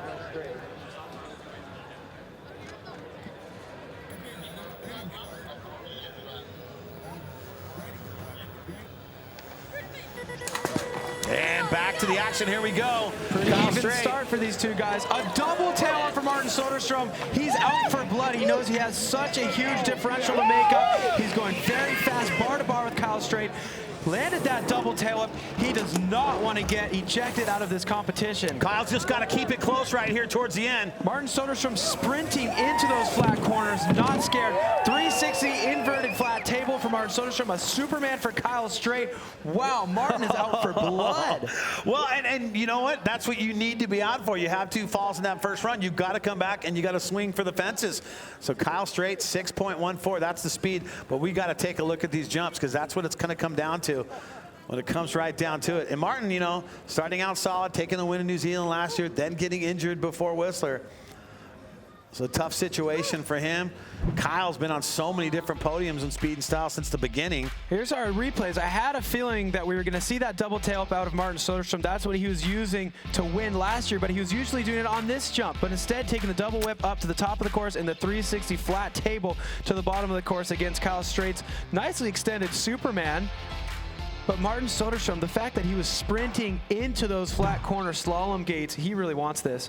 Yeah, well, is it too much to take on? Let's find out. Here we go.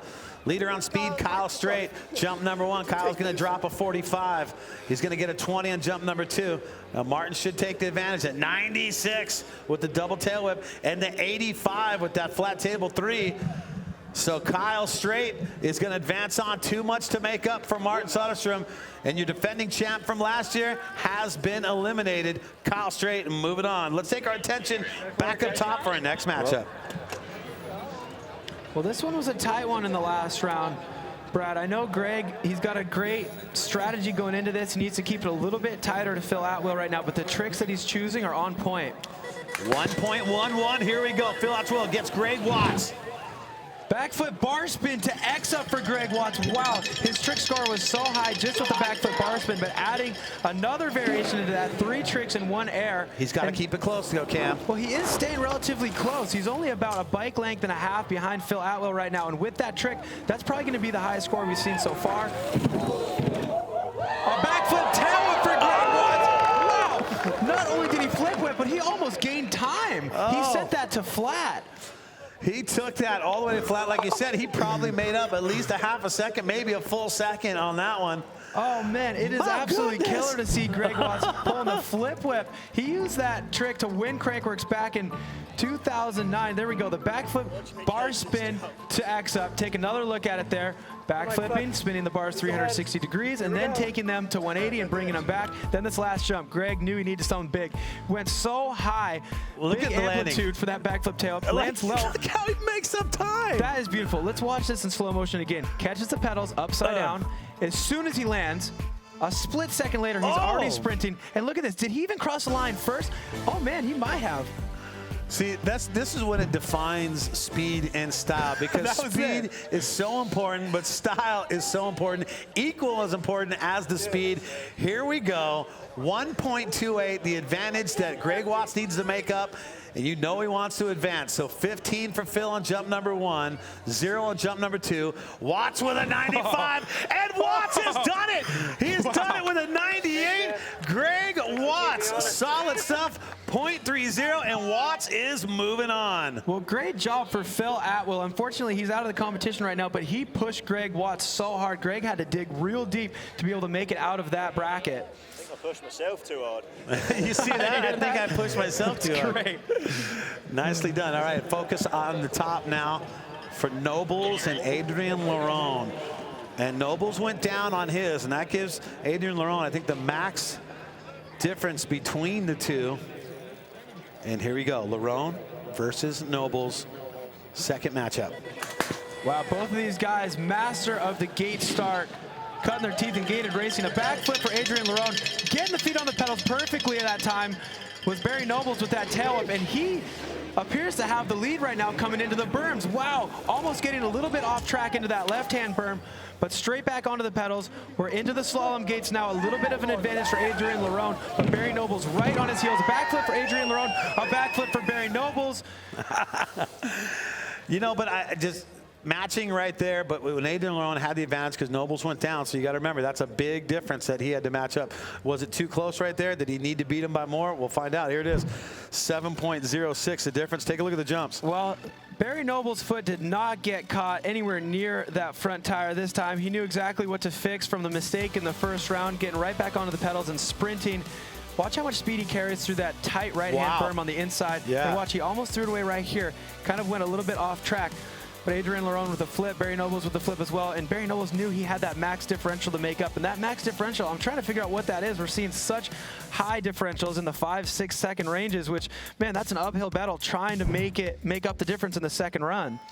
So here we go, Adrian Laurent there on the right, and you can see Barry Nobles there on the left. So the leader from their first matchup, Adrian Laurent, and so he's going to get a 35 on jump number 1, 35 on jump number 2, 60 for Nobles. He takes jump number 1. They split it on jump number 2, but Adrian Laurent is going to be moving on. Too much to make up the difference for Barry Nobles, and Adrian Laurent is going on to the next round. So here in the quarterfinals, we're down to one more of the ever so speedy Tomas Slavic from the Czech Republic and Tomas Lemoyne. The battle of the Tomases here. And you got the leader, Slavic, and he's so fast. But look, he's only got 1.04 over Lemoyne. That's incredibly manageable for Lemoyne, especially considering his bag of tricks and his speed through the rollers in the flat corners. 360 double bar spin for Thomas Lemoyne. He's doing exactly what he needs to do. He's got to stay as tight to Slavic as possible. No easy task, of course. Well, Thomas Lemoyne gaining a little bit of ground. He's keeping it close. Well, Slavic losing a little bit of traction in the gates right there. That's going to leave the door open a little bit for Thomas Lemoyne. 360 tuck no-hander. Oh, nice. We haven't seen him do that one yet today. That's going to be worth some points. And you know what? He kept it close all the way down to the end. Obviously, the speed at that situation is going to go to Slavic, and he has been speedy Tomas Slavic all day long. Well, I'm going to say Tomas Lemoyne did his job here. 360 double bar spin up top is going to be worth, something in the 90s, obviously, based on what we've been seeing so far, probably the high 90s, and then stayed really close considering how fast Slavic has been. The second place seeding run, and then kind of digging deeper into the bag of tricks, trying to go a little bit more unique with a 360 tuck no hander, putting those handlebars in his lap while he's backwards, taking the hands off, holding them out there for extra extension points, and then of course it's speed and style sprint to the finish. Well, I mean, there's no doubt about it. Slavic, when it comes to speed, definitely has got that dialed today. He is one fast hombre. But now it comes down to the jumps, because remember we talk it's called speed and style. So speed is part of the package, but you need to have the style. You need to have the jumps too as well. So 1.97, that's what Slavic had as his advantage. A 5 on jump 1, 0 on jump 2. Now it goes over at 95. Wow. That closes the gap. Is it enough? Wow. Oh, 92 gets both jumps, but not enough to do it. And with the .36, it looks like Slavic is going to be the one moving on. Wow, so close, and it's impressive to see how fast Slavic is going. He's advancing out of these rounds without doing tricks. It's pretty darn impressive. But the thing is, he's also got to face Adrian Lerone, so that's going to be another tough matchup. But you got to look at this, man. Take a look at Kyle Straight. He had to go through R-Dog. He did that. He's gone through Martin Sostrom, and he's not getting any free passes because now he's got to face Greg Watts. That's going to be a tough one. Adrian Lerone against Slavic. The speedy Slavic is all coming up. It's your Mons Royale dual speed and style, and more coming up right after this.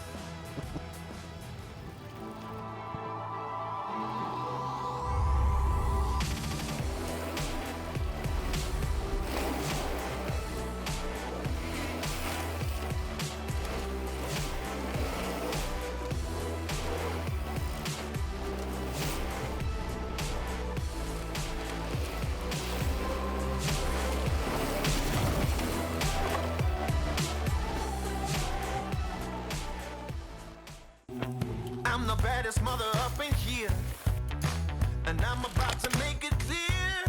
It's going down like I told you. I'm the baddest mother up in here.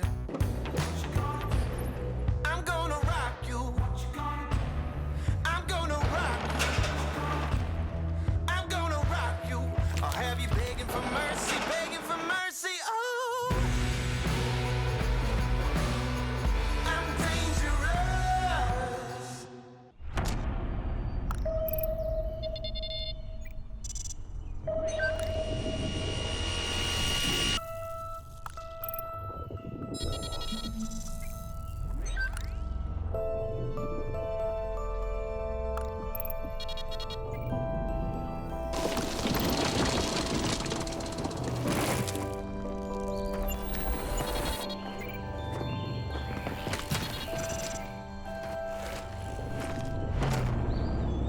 30,000 trails in your pocket. Trailforks. Download the free app now.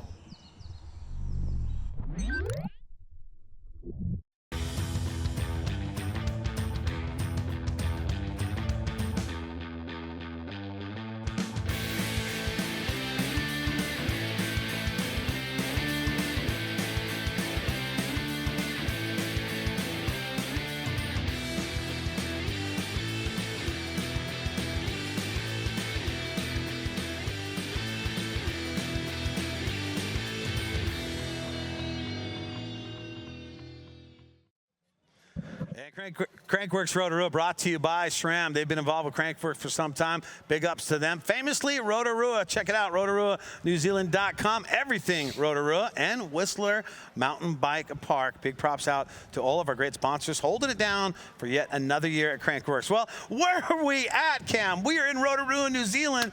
A place that everyone would like to be, but we're here doing it here at Crankworx Rotorua, the first stop on your Crankworx World Tour.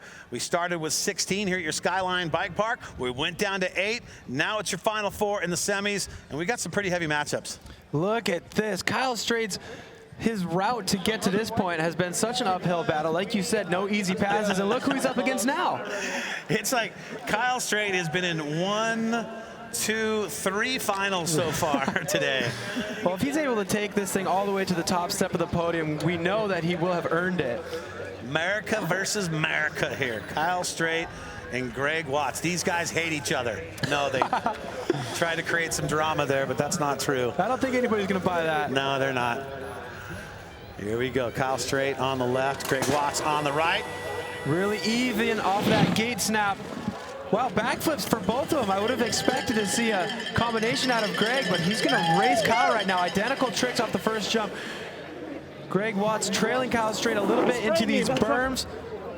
But who's going to have it out of these slalom gates? And what trick will Greg pull on the last jump? That's what I want to know. What's the last jump going to be here? A tail for Kyle Straight. Another straight backflip for Greg Watts. Wow. It's going to take a bit more than straight backflips. We know he's been doing those flip suis, the flip bar spin to X up. Is he testing the waters against Kyle at that point, seeing what he's going to do? 0.65 is his advantage on speed. Maybe he's just trying to stay close, you know, not throw caution to the wind, because those tricks that are scoring the 95s, the 98s, they're really easy to mess up. Get a smooth one in the bag, know what you have to work with, and then decide how technical to get. So there we go. Kyle Straight's tail up straight to the pedals.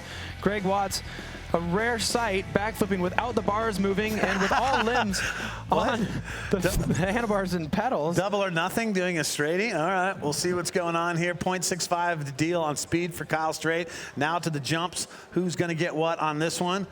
35 for Kyle on jump number 1, a 60 on jump number 2. So now to Greg Watts. He takes a 35, equal on jump number 1, a 35 on jump number 2. So he's not going to be able to make up that difference. 0.87, the lead for Kyle Straight going into their second matchup. Well, Greg is really smart, and believe it or not, he's really good at math. So I know he knows that, unlike you and me. So he knows those backflips score at 35. He knows he can stay pretty tight to Kyle, but now he actually knows exactly what he has to work with and how much faster he has to go, as well as which one of those variations he's already shown he has to do against Kyle in the next round. But we saw Greg do that against Phil Twill. He changed his run-up on the second one, and that got him the win and advancing on. So that strategy, testing the waters. Phil had the lead, too, after their first matchup. So Greg came back on that. He advances on, and he'll do his math, because you said he's good at math, and he'll figure out what to do against Kyle Straight here. He's a sly cat, I'm telling you. Yeah. Now we go to Adrian Lerone and Thomas Slavik. Now, and there's no doubt about it. If you got to say one person who's been the fastest out here today, would you give it to Slavik? Oh, man. Like, Greg Watts is doing the brain games, but Slavik is just focusing on one thing only. So I don't need to clog my brain with all this strategy. I'm just going to go as fast as possible, and it really is working for him. But I don't think, I mean, that strategy may work, but does it work against a guy like Adrian Lerone, who's like a full package deal? He's a guy that is fast, and he is a guy that can throw some tricks in too. You have to be going so much faster than Adrian Lerone, because you know he's going to be getting upside down. Can Slavik do it? We're about to find out. Lerone versus Slavik. France versus the Czech Republic here. In our semifinals, your final 4 riders. Your Mons Royale dual speed and style. Camera call Brad J on the mic. Here we go. Well, wow, really even. It looks like, oh yeah, Slavik got to that jump first. Same thing. Scrubbed it, pedaling ET in the air. But Adrian Lerone flipping it, getting those points. And Slavik, of course, as we've seen him do all day, a little bit ahead by a bike length and a half coming into these slalom gates. So consistent, even against such a fast racer like Adrian Lerone. Adrian Lerone, another backflip against the scrub of Slavik, and there it is. Slavik crossing the finish line first yet again. Well, you know, you think about it, Bernard Kerr, you see him scrubbing speed and him trying to keep things low and fast, and look what he ended up doing. He got King of Crankworx last year, 3rd in New Zealand, 1st in France. So he did his thing by doing it. Slavik maybe taking a page from Kerr. Well, that did work really well for Kerr last year. He won in L2A without doing a single trick, and Slavik taking a page out of Bernard Kerr's book. Yeah. And like you said, Bernard Kerr won King of Crankworx, so he obviously is good at strategizing, and he won in L2A. So Slavik maybe was watching some webcast replays and deciding, all right, well, that's how I'm going to play toward my strengths. You know what? If that's what works, do it. Look at that scrub. Like, it's not impossible to get a score if your scrub is as beautiful as that. You might get maybe a 2.5 score or something. That was a nice scrub. All right, so here we go, 1.26. That's the deal. Does Adrian Lerone make that up in his jump section? Well, 0 on 1, 0 on 2 for Slavik. Obviously, 35 for Lerone on 1, 35 on 2. Closing the gap 0.64, but that means Slavic is going to have the lead over Adrian Lerone. Very, very manageable. The thing that gets tough is doing those tricks but staying low to the ground. You saw Slavic scrubbing so low, and Adrian Lerone is in the air for so long. Let's see if he adjusts his strategy in round 2.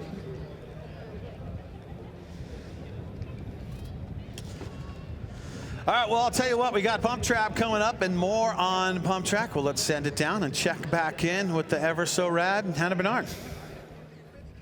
Hey, thanks very much, Brad. Well, yes, we are deep in the rounds at the Mons Royal Dual Speed and Style, but I'm here down at the course for the Pump Track Challenge presented by RockShox, which is going off tomorrow night. So all you viewers tuning in right now, you're definitely going to want to join us tomorrow night. The course is amazing. There's some new features that riders and viewers can be excited about. Pump Track has everything. Everyone's having fun. It's a night event. There's a big crowd. Guys, I know you're excited, so we'll see you tomorrow night.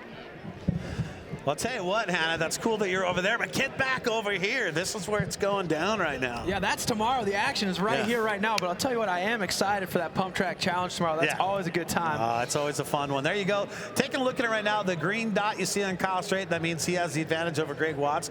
They got one more race against each other to see who goes to the small or the final. Then you see Tomas Slavic. 7-year hiatus from Crankworx. He's back from the Czech Republic, and he's got the lead over Adrian Lerone, who's a very solid rider. Well, it's come down to this. Our final 4, we've got one bracket with 2 slopestyle guys with lots of tricks and lots of speed, and then one bracket with the guys who are more inclined to have that racer's edge, but Adrian Lerone having those tricks. But, man, he needs to just get a little bit closer to Tomas Slavic, because right now Slavic is running away with it. All right, well, Cam, as these guys are getting up there, you and I have talked about so many of the different trails out here, and I want you to explain and break it down for one of the other trails that we have not talked about yet. Cam, could you help me out on this, man? Now let's take a look at another trail here in Rotorua. Looking at the Crankworx website, Hatu Patu. Now this one isn't at Skyline. This one's out at a riding area called the Redwoods, and they run shuttles out there. Man, that's what I'm talking about. The way to get up the mountain, that's a shuttle. The way to come down is on your bike. So there's a lot of trails that are flowy and smooth out in the Redwoods, but this one, check it out. Rough, rugged, roots, rocks. Definitely a great opportunity to get your technical skills up. Hatu Patu. That's hard to say, man.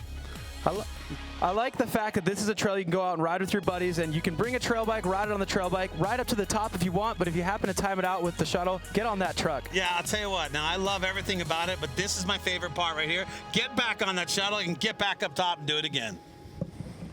That's right. I mean, that's the way to do it. You just get back in that vehicle, you go back up top, and you drop in again, man. What a spot, right? Rotorua. Oh, today I'm going to ride the gondola. No, today I'm going to go for an all-mountain trail loop and pedal to the top. Oh, today I'm going to take the shuttle. You can do anything here. Look, if you're watching us at home for the first time and you've not seen New Zealand, you've watched Crankworx out here, do yourself a favor, pony up, save the money, at least do it for a year or whatever it takes to get out here. But come out here and experience what New Zealand has to offer out here in Rotorua. Get a plane ticket, absolutely. If you're a mountain biker, you got to experience this place. Social media, always a big part. We always play into that one too. Hashtag Crankworx, that's what you want to do. You're taking pictures out here. Maybe you're taking pictures of you watching it at home. You're kicked, you got your favorite beverage. Take a picture of what you're doing. Hashtag it Crankworx. We'd love to see it. It's a big part of what we do out here. And also, as far as it goes, check out crankworx.com/Rotorua for everything Rotorua revolving Crankworx. And of course, well, you got RotoruaNZ.com for everything about Rotorua. You want to make your plan to come out here? That's what you do right there, RotoruaNZ.com. All right, so we go back to the top, all attention up top. And I could see the big man from here. That's Kyle Strait. You can see him. See him? There's a little time. There he is. Look at that. Bright red. Can't miss him. Kyle Strait, Greg Watts, 0.07 Cam. This is not going to be easy. 0.87. Yeah, definitely manageable. But Greg's going to have to do some of those combos we've seen him do earlier on in the day. Well, you tell me that he's a mathematician, so he's doing the math on this, and he's maybe deciding what he needs to do. Maybe it's the flip whip on the last jump. 0.87 the difference. Kyle Strait versus Greg Watts. Kyle on the right, Watts on the left. Oh. Wow, Kyle Strait fumbling in the gate, but recovering right in time for that thing to drop. A backflip bar spin for Greg Watts against the backflip of Kyle Strait. All right, here it is. Greg Watts is pulling out the stops. It's true, he was testing the water against Kyle Strait in the first round, but now he's dropping the hammers.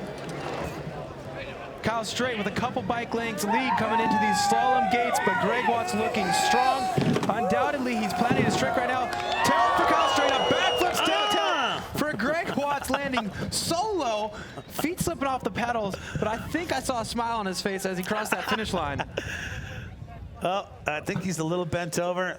That might be the jewels right there. You know what exists in between the legs there, and when your feet slip off the pedals, that thing that exists goes right to the seat. It doesn't always feel good, but what does feel good is grabbing those handlebars after they go a full revolution upside down. There's that backflip bar spin from Greg Watts. Wow, Kyle was pedaling after that backflip before his rear tire even hit the ground. And then right here, the flip whip, nad jammer. Wow, look at how high that flip whip was. The cranks rotated half a revolution. Keep an eye on Greg Watts' cranks right now. He releases them to do that tail up. When he catches, they go half a rotation, so they're not there where they should be. When he lands, his foot goes behind that pedal and stuffs right into the ground. But he got back on there and coasted through the finish line, luckily. And that trick is going to be worth a lot more points than a straight backflip like he did in the first run against Kyle. There you can see that left foot missing that pedal, like you said, because it was in the up position. Well, it's really hard to judge speed coming into that last jump because you're racing the entire course, and then you come into that jump with so much speed, it's easy to not want to hit the brakes and go too far on it. Jump number 1 for Kyle, a 35. Jump number 2, a 60. Over to Watts. Jump number 1 for him. Survey says 90. Jump number 2, a 95.14. Kyle Straight's going to be advancing on. That's going to do it for Greg Watts. Wow, that was great to see. Greg Watts really, did all that he had in the bag right there. It's nice to see him go out swinging, but yet again, Kyle Straight entering into a heat that could be a final and coming out victorious, moving on to the next round. Yeah, you can say this. If Kyle Straight goes all the way on and he comes away with the gold medal here at Rotorua, that he had done it so legit and he has done it through so many tough competitors, you got to give it up for Kyle Straight if he takes the win. Greg Watts, he still's got a shot at that bronze medal moving into the small final. Absolutely, yeah, we'll rack those guys up for a 3rd and 4th battle, but now we got to figure out who's going into that matchup, who's going to make it into the finals, and who's going to end up in that small final. That's so exciting. 0.64 the difference here with your leader, Tomas Slavic from the Czech Republic. He has been fast all day, scrubbing speed on all the jumps, but keeping it on the dirt. That's what he's been trying to do. Adrian Lerone, a guy that's always doing good. I mean, Adrian Lerone 2nd in New Zealand last year, so he's on the podium. Then he goes to France. He gets on another podium and gets in that 3rd spot. So 2 podiums for Lerone last year, and he's back. Can he do it again this year? Can he get into the final and battle for that top spot, that gold medal? Adrian Lerone on the right, and Tomas Slavic on the left.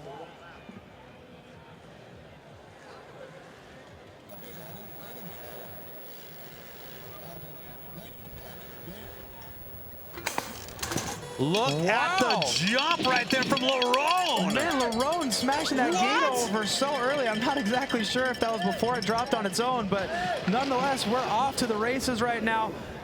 Adrian Lerone with the hole shot, and then Tomas Slavic playing the game of catch-up right now for the first time of the evening. Adrian Lerone with the jump, the backy. Oh, I feel like they just started this race, and they're already at the finish line. A backflip for Adrian Lerone. But man, Adrian Lerone anticipating that gate, getting such a good snap. But what did you say? I mean, also, did he jump that gate? I want to go see a replay. It's hard to say. Everything's happening so fast. Let's go back and take a look at the start and kind of listen as well. Well, it looked like, we would need to hear the beeps to know if that final higher pitched tone rang out before he smashed the gate down. So we're not sure about that. That's probably going to be under review, but that backflip sending it deep for Adrian Lerone. Hold on, I'm getting word right now too on this one. So that is going to be, looks like that's going to be a DQ for Adrian Lerone. Wow, I had a feeling. Yeah, he jumped the gate right there. Got a good start on that too soon, a little too soon to try and make up the speed difference on that. So, say again. Who? All right, so it is official right there. Tomas Slavic is going to be the one. He is going to move on. It doesn't matter. Adrian Lerone is going to be moving on to the small final, battling it out for that bronze medal. So got to give it up for the guys right there, Adrian Lerone. I mean, you know what? He did what he needed to do. He was just trying to get out there a little too soon. He knew Slavic had the speed, so you got to give it to him for what he was trying. Just he went too soon. Well, Slavic kind of instilled that fear. You know, he's been riding so fast all day that Lerone's thinking, man, I need to make up every split second, every opportunity I have. And sometimes it's tough. You got your adrenaline pumping, and you're just anticipating that gate. It's easy to just pull the trigger a little bit too early. Well, there's the matchup for the final. Kyle Straight going against Tomas Slavic for the gold medal. And then you got Greg Watts going against Adrian Lerone. The battle for the bronze. More coming up. Germans Royale, dual speed and style, right after this.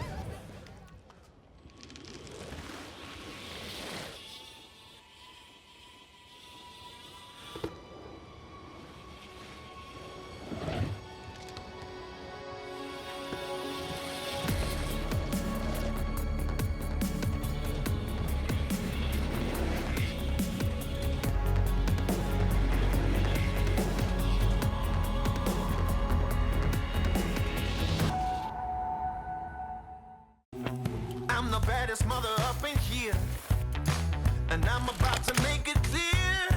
It's going down like I told you. I'm the baddest mother up in here. I'm gonna rock you. I'm gonna rock you. I'm gonna rock you. I'll have you begging for mercy, begging for mercy. Oh, I'm dangerous.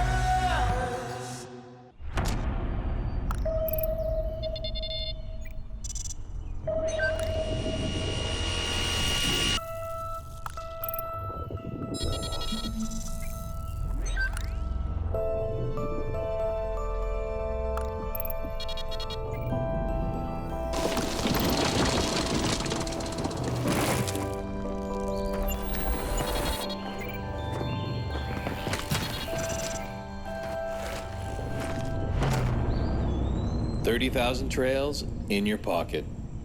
Trailforks. Download the free app now.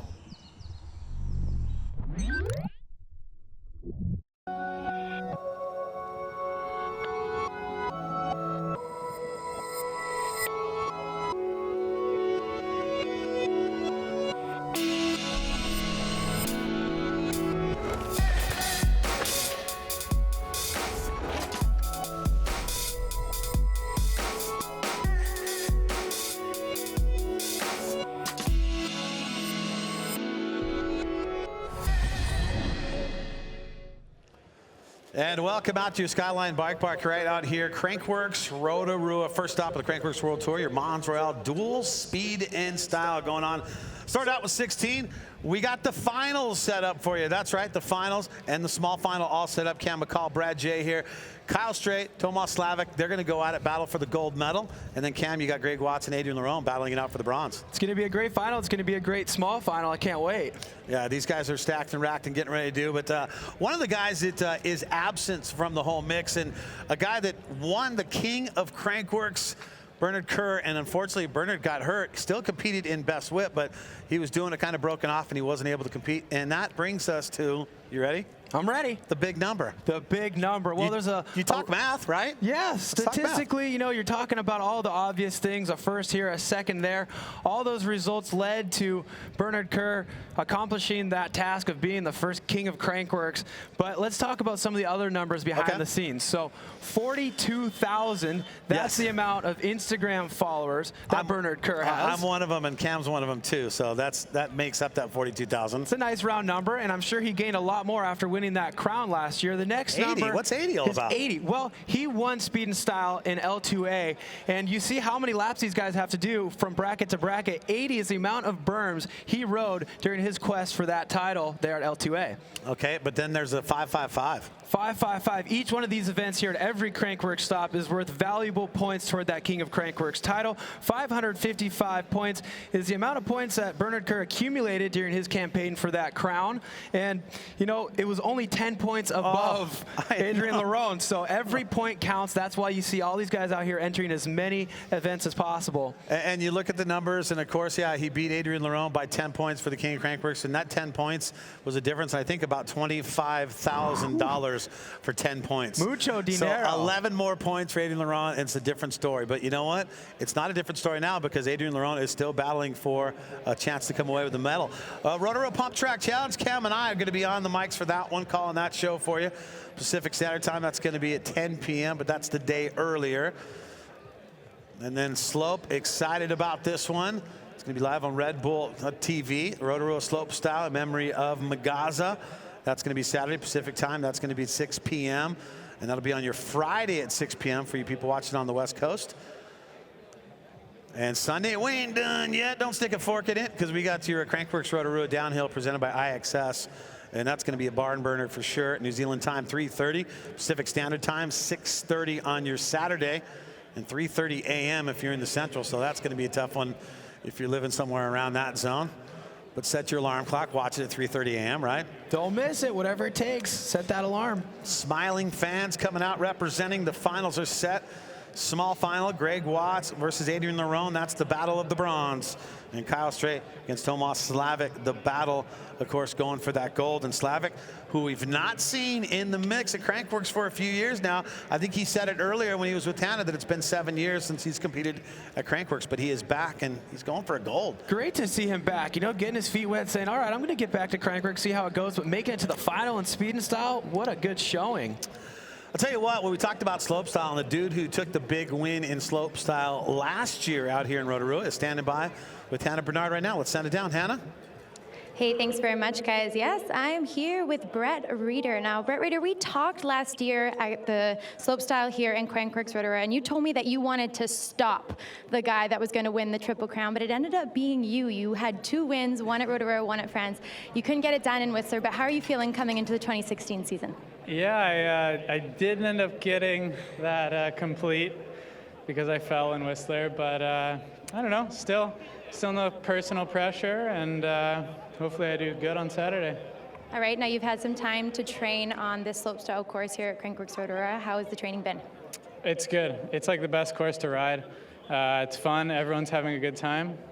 Weather looks good for Saturday, so I think we're good to go. All right, well, we look forward to seeing what you guys have up your sleeve. Crankworx Slopestyle is taking place on Saturday. I'm excited, guys. Are you excited? Oh, man, I'm so excited. I'm shaking. I mean, we even had Tommy G up here earlier, like talking to Cam, going, hey, what should I do on my tricks in there? So it's like everyone's excited. All the slopestyle guys. Reeder looks like he is in good condition. He's healthy and ready to go. So that's some pretty awesome stuff. Some great fans hanging out as well. Well, this is the first stop, but there's a number spot. There's a second stop coming up, and that's going to be Leger coming up. And let's take a look at what's going to go down in France. New location in France. Take a look.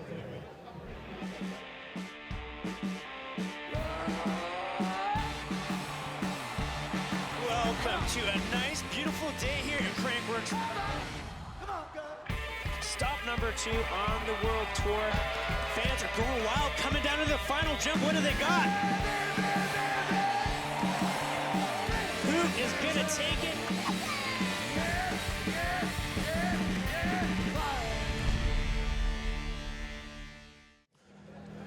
Oh, yeah, June 15th through the 19th. Join us. Leger going to be out there hanging out in France, and that's not too far from the Geneva airport, so you can fly in there into Switzerland and make the drive on up and check it out. It's going to be exciting to check out that new venue. That's a new one for us in Leger, June 15th through the 19th. And then you got, of course, Whistler, the big daddy of them all, August 12th through the 21st.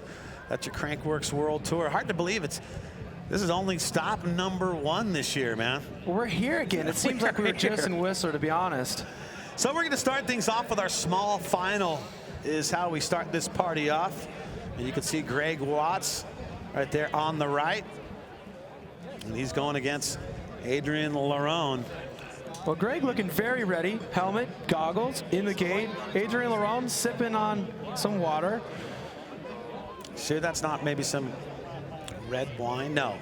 I think you know what he's talking about. He's talking about his DQ is what he's probably talking about. Can we listen in? Against you? No, against Thomas. Le Mans. Okay, so there was no no record of it. Yes, we can Thomas see it. complained at the bottom and nobody says anything. Okay, I never heard anything up here about it. Ooh, a little bit of controversy going on there. Adrian Lerone. I mean, you know what? I give it up for Adrian Lerone. He's a competitor through and through. He wants to win no matter what. I mean, you look at what he's done. Second last year in New Zealand, third in France last year. And, you know, back then in New Zealand, you know, I'm sorry, bud. That's just... He beat our dog. He beat Connor. Everybody doesn't have the same rules. Okay, there is a start gate. But you can explain me So 10 you're times if you saying want. I there is- understand English. But you I know don't you understand me. understand. I'm sorry you feel this way. Well, There is I a think start this is gate. all about that false If there start. are no rules for this, Adrian, we could be sitting right here and you could go, and we haven't even started the race yet. Clearly, that has to drop first. Yeah. That is the rule. Yeah, for right? everybody. So you Okay, hear the rule. What he is saying to him right now, he's telling Adrian Lerone, explaining to him that the gate has to drop first before. You can't jump the gate because you'll knock the gate down. And so I think what Adrian is arguing, saying, how is it like that? It shouldn't be that way, but that's part of it. The gate's got to drop before you go across it. Yeah, well, And the if way you- they get around that in motocross is the gate actually falls toward you. So here we're going to see a replay. Let's watch Adrian Lerone here. Yeah. So clearly the gate fell because he pushed it over, but it's really tough to tell without hearing the beeps, because I remember when we watched it live, we saw the gate go down and then we heard the beeps.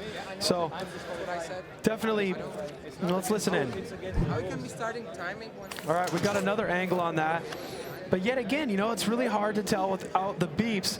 And like we were talking about, in motocross, the gate falls toward you. So you basically go over the handlebars if the gate falls toward you, because, you know, it kind of doesn't lay flat. But when the gate falls away from you, it's kind of like, you know, the racer's edge in Adrian Lerone's mind tells him, like, you know what? I saw somebody else smash the gate. I'm just going to pick that front tire up and smash into that thing and go. But obviously Well, they're giving him 30 seconds right now to get in the gate if he wants to compete and go for it.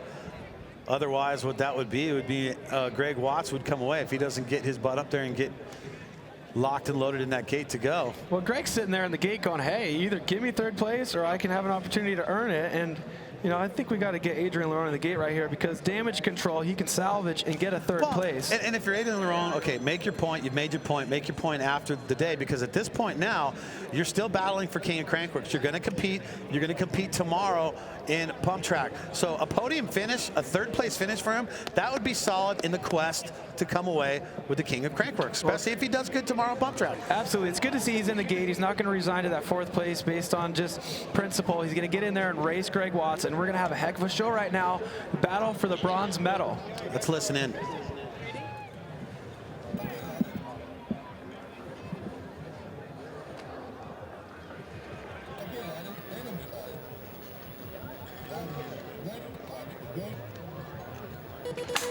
Well, no funny business there. We heard the beeps. We saw the gate drop.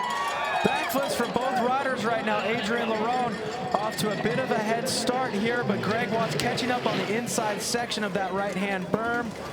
Staying about a bike length and a half. Well, it looks about 2 bike lengths now behind Adrian Lerone for Greg Watts. Lerone is on fire right now, kind of taking out the frustration in this small final. A backflip for Lerone, a backflip suicide for Greg Watts. Straight back to those pedals, I'll sprint tell you toward what, the finish line. Don't piss off the Frenchman. He's going to come out swinging, and he did right there. So you can see those guys talking it out right there. So he's going to have the speed on that. Now we'll compare it to the jumps, but let's take a look at the jumps right here. It was a backflip bar spin for Greg Watts on the first jump right there. He spun those bars so fast, so casually. I didn't even notice when we saw it full speed, but our slow-mo replay clearly shows right there a backflip bar spin. So that's a trick that's been scoring in the 90s for him. Definitely been coming in handy. That's what he used to get this far, all the way to the small final, gunning for that bronze medal. Here's the last jump. Adrian Lerone, we're expecting to see him do backflips every time on the jump. He's been real consistent with that. But Greg Watts has been choosing so many different tricks. He goes for the backflip suicide here. You're right. And man, is it ever a tough combination. Hit the front brake, pinch the seat, take your hands off, make sure the rotation's right, and then sprint it out. And now it comes down to this point right now. We'll look at the judges on this one. Adrian Lerone takes the winner on the speed side of things here in their first matchup. But now it comes down to the jump section. It's Greg Watts enough to be able to make up the difference as we wait for those to come in. Our next matchup is the Battle of the Gold. We're going to be seeing Kyle Strait, Tomas Slavic going head-to-head on that one. Look at that, it's evening time here. Greg Watts still running the tinted lenses on the Smith goggles right there. How does he see where he's going? All right, well, I'll tell you what. We're going to just hold this for a second. We're going to come back and find out who is the one who's going to take the win on their first matchup. But we're going to do that right after this, because your Montreal dual speed and style coming up with the results. That's coming up right after this, Cam. Stay with us. Never seen a place like this. You're swimming in the money that you kiss. So you never grow up.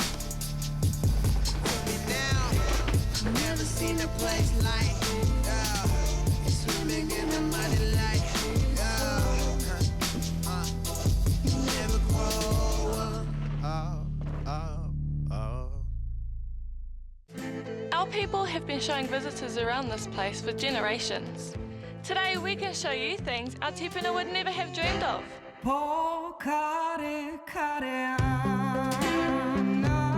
It's not all hard out.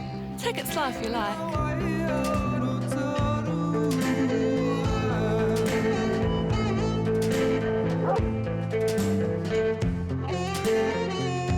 Visit online first to see what you haven't seen in Rotorua.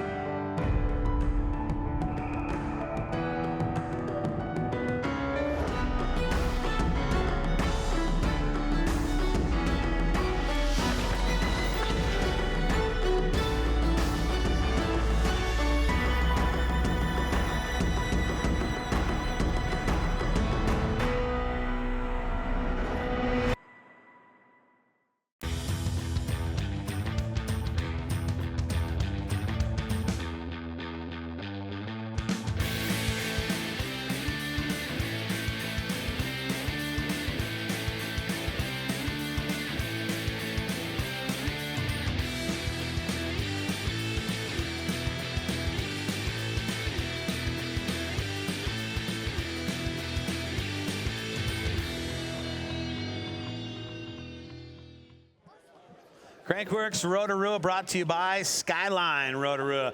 Make the trip, get on your bike and do it. And Tourism New Zealand. Tell you what, if you haven't made the plans to come out here to New Zealand or to Rotorua, do it, and do it today.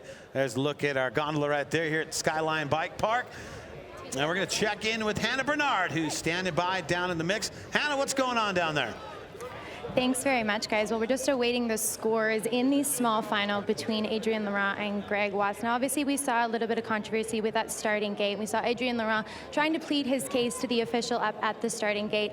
I had a chance to catch up with him. He doesn't want to talk about it at the moment, but obviously he's a very competitive guy. He got second in the series in the dual speed and style last year, so obviously he's a little emotional. He doesn't want to talk about it right now, but only time will tell what happened with that starting gate. So that's your update down here from the finish grill, guys. Hannah, thank you so much. And I'll tell you what, okay, let's go ahead and rewind the clock, Cam, and let's talk about Adrien Laurent. Why is he so, mad about this situation? Well, think about how he finished last year. He finished 10 points behind Bernard Kerr when it came for the king of Crankworx. Only 10 points separated him from taking home, I think it was 25 G's was the total win there. So every position that we talk about, now that Crankworx is a world tour, is so important. So you see that French passion that he has, that he just wants to make sure that everyone's getting it right. Absolutely. Adrien Laurent knows more than anybody how important every single event is and how much more points can be earned just getting one more position up on the rankings list. It's so important. Let's take a look. I think we can go back up there. Let's see if we can hear the sound on this.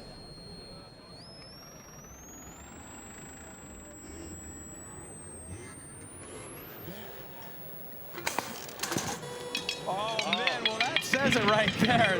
Thank goodness for that slow-mo replay with sound this time. The gate drops way before the beefs because Adrian Lerone ran his front tire into it. The beep, I mean, he's halfway to the first jump by the time the beep hears. And the funny thing is, it looks like Slavic actually jumped it too at that point because Lerone went ahead of time too as well. It's kind of like in football. It's like, well, who moved across the line of scrimmage first? And it's always the one who jumped the gun first that will get the penalty. All right, so there it is. The proof is in the pudding right there, and the proof in this case is in the replay. 2.29, Adrian Lerone, the leader on speed. Now let's compare the jumps, and let's see how this works out in the small final here for their first matchup. Jump number 1, 35 for Lerone. Jump number 2 equals that with another 35. PlayStation with a 75, and Watts with an 80. So he makes up some time, but the leader, 1.54 to Adrian Lerone. He's going to have the advantage. I might need to do another flip whip. You hear Greg Watts right there. Wow, look at the math. I may need to do another flip whip. I need to do another flip whip. And that flip whip, man, he's sending it so deep off that last jump. And we were talking about it before. You come through the roller sections leading into that final wood kicker, and you've been racing the whole race, so you got to go fast into that thing. But if you go too fast, you land flat. And taking a look at the ladies here now, the matchup for the women here. And we haven't been seeing them compete out here in your dual speed and style. There's Jill Kittner. Well, this is cool. I saw them practicing, and great to see them bracket it up now. I think we just have less female competitors than the guys, so we jump in once we narrow the guys down enough to where they're in the same amount of riders left in the field. So Casey Brown, Jill Kittner. How about the girls last night in the whip-off, Brad? These girls are coming out so strong this year. Casey's so gnarly. I would not want to be in any sort of competition against her, or Jill Kittner for that matter. So here we go. The Norco factory rider and Jill Kittner, Red Bull sponsor. Here we go. Girls are off. Well, Jill Kittner getting the snap on the gate right there. Both girls throwing nice whips. Jill Kittner versus Casey Brown, both of them out there at the whip contest last night. Casey took the win. We got Jill Kittner leading the charge right now, riding the high line on that right-handed berm. Out by about a bike length and a half right now is Jill Kittner ahead of Casey Brown. Both of the riders making mincemeat out of those slalom gates. Nice style off the last jump for both girls. Casey Brown going a bit higher on the amplitude scale right there, but crossing the finish line in second to Jill Kittner.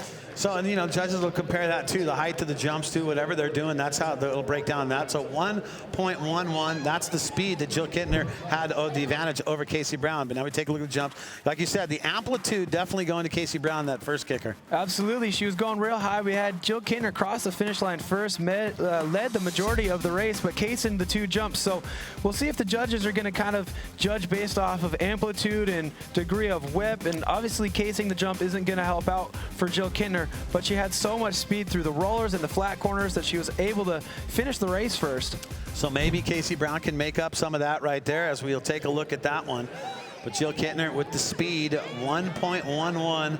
So here we go, into the jumps now. Let's compare those. Jump number 1. That's a 0 on both of those for Jill. That's 0 on Casey on 1 and 2. So it's going to be speed-wise is going to take it 1.11. So judges judging on tricks. So straight airing it, not going to get you any points. Yep, the judges going hard. They're not judging based off the criteria we had last night with the whips. They're saying you got to take a limb off right now. So Jill Kittner will take the advantage on that one. Now time to get down to the business for our finals for the dudes.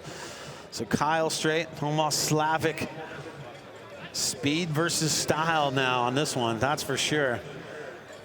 This is what it's all about, really. Oh man, this is exciting, Brad. I'm getting excited. Like, what is Lyle gonna pick to drop here on his jumps? You know, he knows what Slavic's going to do. He knows he's just going to go balls to the wall here. Well, it's a really difficult situation to be in for Kyle because he knows he's got the speed, but watching how Slavic has really been putting it to the rest of the field all day, do you wager all your gnarliest tricks? You try to focus on speed, but your strength is the combination of the two. So he's going to have to pick a couple tricks that have been working good for him all night. I'm going to imagine we're going to see, you know, the flip and the tail, which have been working real well for him. But he's got to stay close to Slavic. Yeah, that's the key here. The closer he can stay to Slavic with solid jump lines is going to help him in the situation. But Slavic's not going to be an easy one. Here we go. Here we go. Both riders getting off to a good start. Slavic making it a little bit earlier to that first jump, but Kyle going for the backflip, getting the trick score. And once again, Slavic, man, he just puts the bike lengths on the competition, entering these berms about 2 lengths ahead into the slalom gate section, just pulling away. And Kyle Straight is not losing any speed, man. He's going fast, but there we go. Tail up for Kyle Straight, straight to the pedal, sprinting it out, knowing that every split second counts. And you know what, though? Look, that's under 2. That's a 1.96 on the speed difference for Slavic, so he'll have that one in the bag, but now it's going to come down to jumps. Obviously, Kyle's going to take him, but it depends on what the judges are going to give Kyle on those scores. Is it enough to make up that difference? It just really is a testament to how fast Slavic is going right now, because don't kid yourself, Kyle Straight is no stranger to a dual slalom course. He won the coveted title of Sea Otter dual slalom a couple years ago, took first place out there on that legendary dual slalom course against all the best racers in the world. So he's no slouch, but look, we've got 1.96 seconds, I think it was, that he was behind Slavic right there. But keep in mind, doing those tricks does take a bit more time because you're popping in the air and losing time, where you see how low to the ground Slavic is right there. But Kyle did a great job of scrubbing into that whip, staying as low as possible, choosing tricks where you can do that. And he gets on the pedals quick, too. So Kyle trying to make it up with the pedal strokes, too. 1.96, the advantage on the time. So jump number 1, couple of zeros is going to be both of those for Slavic. For the scrubs, a 35, so that makes up some, and a 65, and that makes it to a 1.08, the difference on their matchup again. So Kyle in heavy thought what he needs to do to try and take down Slavic. Well, here it is, Kyle. Look at what those tail whips are scoring. They're scoring in the 60s consistently, and that backflip is scoring a 35. You know what? If I were Kyle Straight right now, I'd throw tail whips on both of those jumps. He's staying lower with that trick than he is with the flip, and it's scoring higher. That's what he needs to do. Okay, if you were Adrian Lerone, what would you do right now? If I was Adrian Lerone, I'd wait to hear the beeps before dropping into the course. Did you go there? 1.54 the difference. He had the speed. Now, if you're Watts here, you know you got to keep it close and you got to land your tricks. So riders locked and loaded. Wow, Greg Watts demonstrated nice restraint there, almost jumping the gun, but holding himself. Backflip bar spin, yet again for Greg Watts. A backflip for Adrian Lerone. No surprise there. Greg's looking really smooth, pumping the backside of those rollers. Man, he's going to have to flip whip that jump again. He's a couple bike lengths back coming into these slalom gates. I have a feeling he's going to dump out the flip whip, smooth into the last jump. Just going straight backflip for Greg Watts, so that's going to be... we've seen those backflips getting that 35 score, and we see the flip up getting in the 90s. So not able to kick the bike around upside down for Greg that time, but he wasn't too far away from Lerone. No, I got to think that that's probably, I'm not sure if that's going to be enough to get him up in there, because Adrian Lerone had the advantage. Then he takes the speed side of things. Look at that.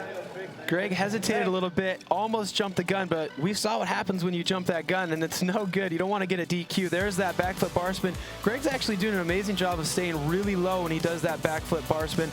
A high-scoring combo, but he's keeping it low so he doesn't lose too much speed in the process. And you know what, Greg, he has slopestyle finals on Saturday night, so I don't know. If maybe he wasn't feeling comfortable coming into that jump, or he didn't think he had enough to make up the gap right there on Lerone. He just decided to go for the straight flip and stay as tight as possible across that finish line. Err on the side of caution. So speed goes to Lerone. Jump number 1, a 35 for Lerone. Jump number 2 going to check in with a 35. So equal 35s. Over to jump 1, an 85 for Watts. That's going to bring it down to a 220. A 35, not enough to make the difference up. So that is going to mean that Adrian Lerone right there is going to come away, and he's going to come away with that bronze medal today. So congratulations to Adrian Lerone with the bronze medal, and a good showing out of Greg Watts in 4th. Let's send it down to Hannah Bernard standing by with Adrian Lerone. Thanks very much, Brad. Well, I'm here with the bronze medalist in the Mons Royale dual speed and style. Adrian, how happy are you to come out with another podium finish? You came out with a few last year in the Crankworx World Tour.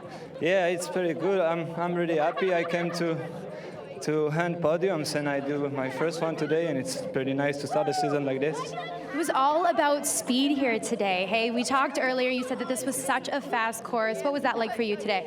Yeah, it's a pretty fast course, and it's hard to tricks it because we come really fast on the jumps. But yeah, it's almost always like this. So. What other events are we going to see you in Crankworx Rotorua? I'm going to race a pump track tomorrow, defending my world title, and I'm going to try to make something good again.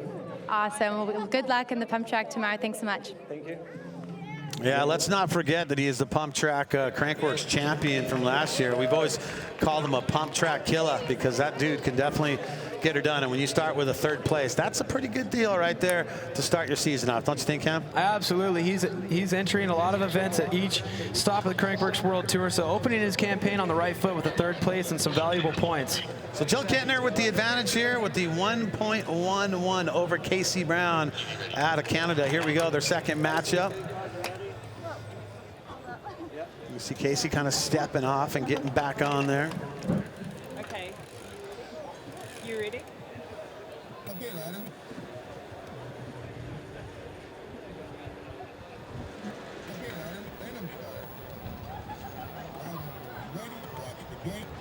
So here they go right there, matching up with the girls. Back to racing. Here we go, Jill Kittner. She's got the advantage against Casey Brown. Wow, Jill Kittner snapping the gate, but Casey going so high in the amplitude category, whipping it out off of that jump. We didn't see any points rewarded for the whips in the 1st round, so it turned into just a straight up slalom race. It's gonna be interesting to see if we have any, maybe a foot taken off, but both these girls are clipped in, so it's either gonna be big whips or one-handers coming into this last jump. Jill clearing the jump this time. Oh no, Casey looping out, as we talked about. She's clipped in, so unable to put a foot down. But man, Casey is a tough girl. We were out in Spain shooting for the Trek team video the other day, and she was hitting all the biggest jumps with all the dude riders from the C3 project. No stranger to big jumps. Good to see her pop up quickly. Now look at the competitor. Jill's kind of help clean the dust off right there and taking another look. She's definitely got the amplitude on that 1st jump for sure. And this is where she gets just a little back seat, gets on that back into a manual. If you could ride that all the way out, that'd have been insane, but. Well, that was an unfortunate crash right there for Casey Brown. Nowhere near as embarrassing as my crash that I had yesterday. Yeah. But good to see her pop up real quick. Your crash is on social media now, isn't it? Yeah, it's there. That's yep, awesome. The embarrassment is live. All right, so that's going to do it right there. And Jill Kittner is going to come away with the gold for the ladies, and Casey Brown coming away with the silver. Congratulations for the ladies. Competing for the 1st time, your dual speed and style. Nicely done. Well, how important is it for them to enter this race, because they're getting points for that Queen of Crankworx? Well, it's going to come down to the gold and the silver. Who is going to take it for the guys? Tomas Slavic, he's got the advantage over Kyle Strait. The battle for the gold coming up. Your Mons Royale dual speed and style. But before we get to that, let's check in with Hannah Bernard. She is standing by down in the mix. Hannah, what's going on? Thanks very much, guys. Well, I'm standing here with the first ever in Crankworx history female winner of the dual speed and style. Kittner, how do you like that title? Yeah, it's a good title. I was glad me and Browner could represent the females out here, so yeah, it's pretty fun. I mean, a little bit different with the wood kickers, and it's kind of more mellow vibe with all the freestyle guys up there, so pretty fun event, and it's kind of slalomy and a bit of fun combined, I guess. Yeah, you girls had all speed there. Now, are you going for Queen of Crankworx this year, Jill? You know, I'm in pretty much every event, so that's the goal, and yeah, just try and manage my practice and not case jumps and have a good time. So yeah, Crankworx is a lot of fun, and the title for Queen is definitely a nice bonus at the end of it all. So we'll see you in Pump Track tomorrow night? Oh, for sure. I'll be there. Awesome. Best of luck. Thanks so much. Your first female ever to win dual speed and style, Jill Kittner. That is a pretty special title right there. Congratulations to Jill Kittner, doing it right and coming away with that big win in the battle for the Queen of Crankworx. We'll see her tomorrow in the Pump Track Challenge. One more coming up. Let's find out who's going to win the gold, who's going to win the silver right after this. Your Mons Royale dual speed and style.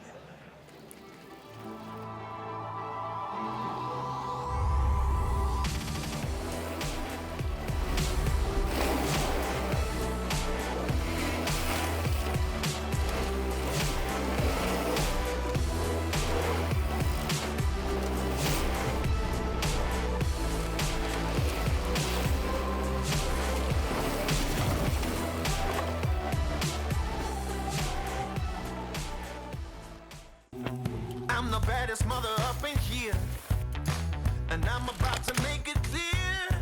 It's going down like I told you. I'm the baddest mother up in here. I'm gonna rock you.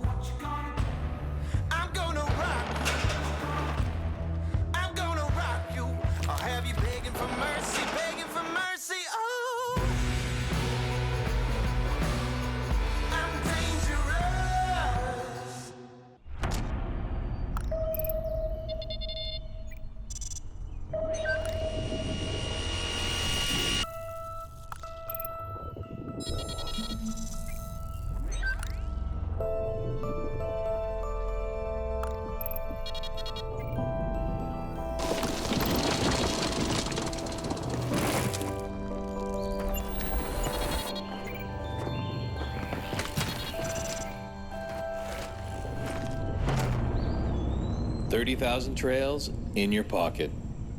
Crankworx. Download the free app now.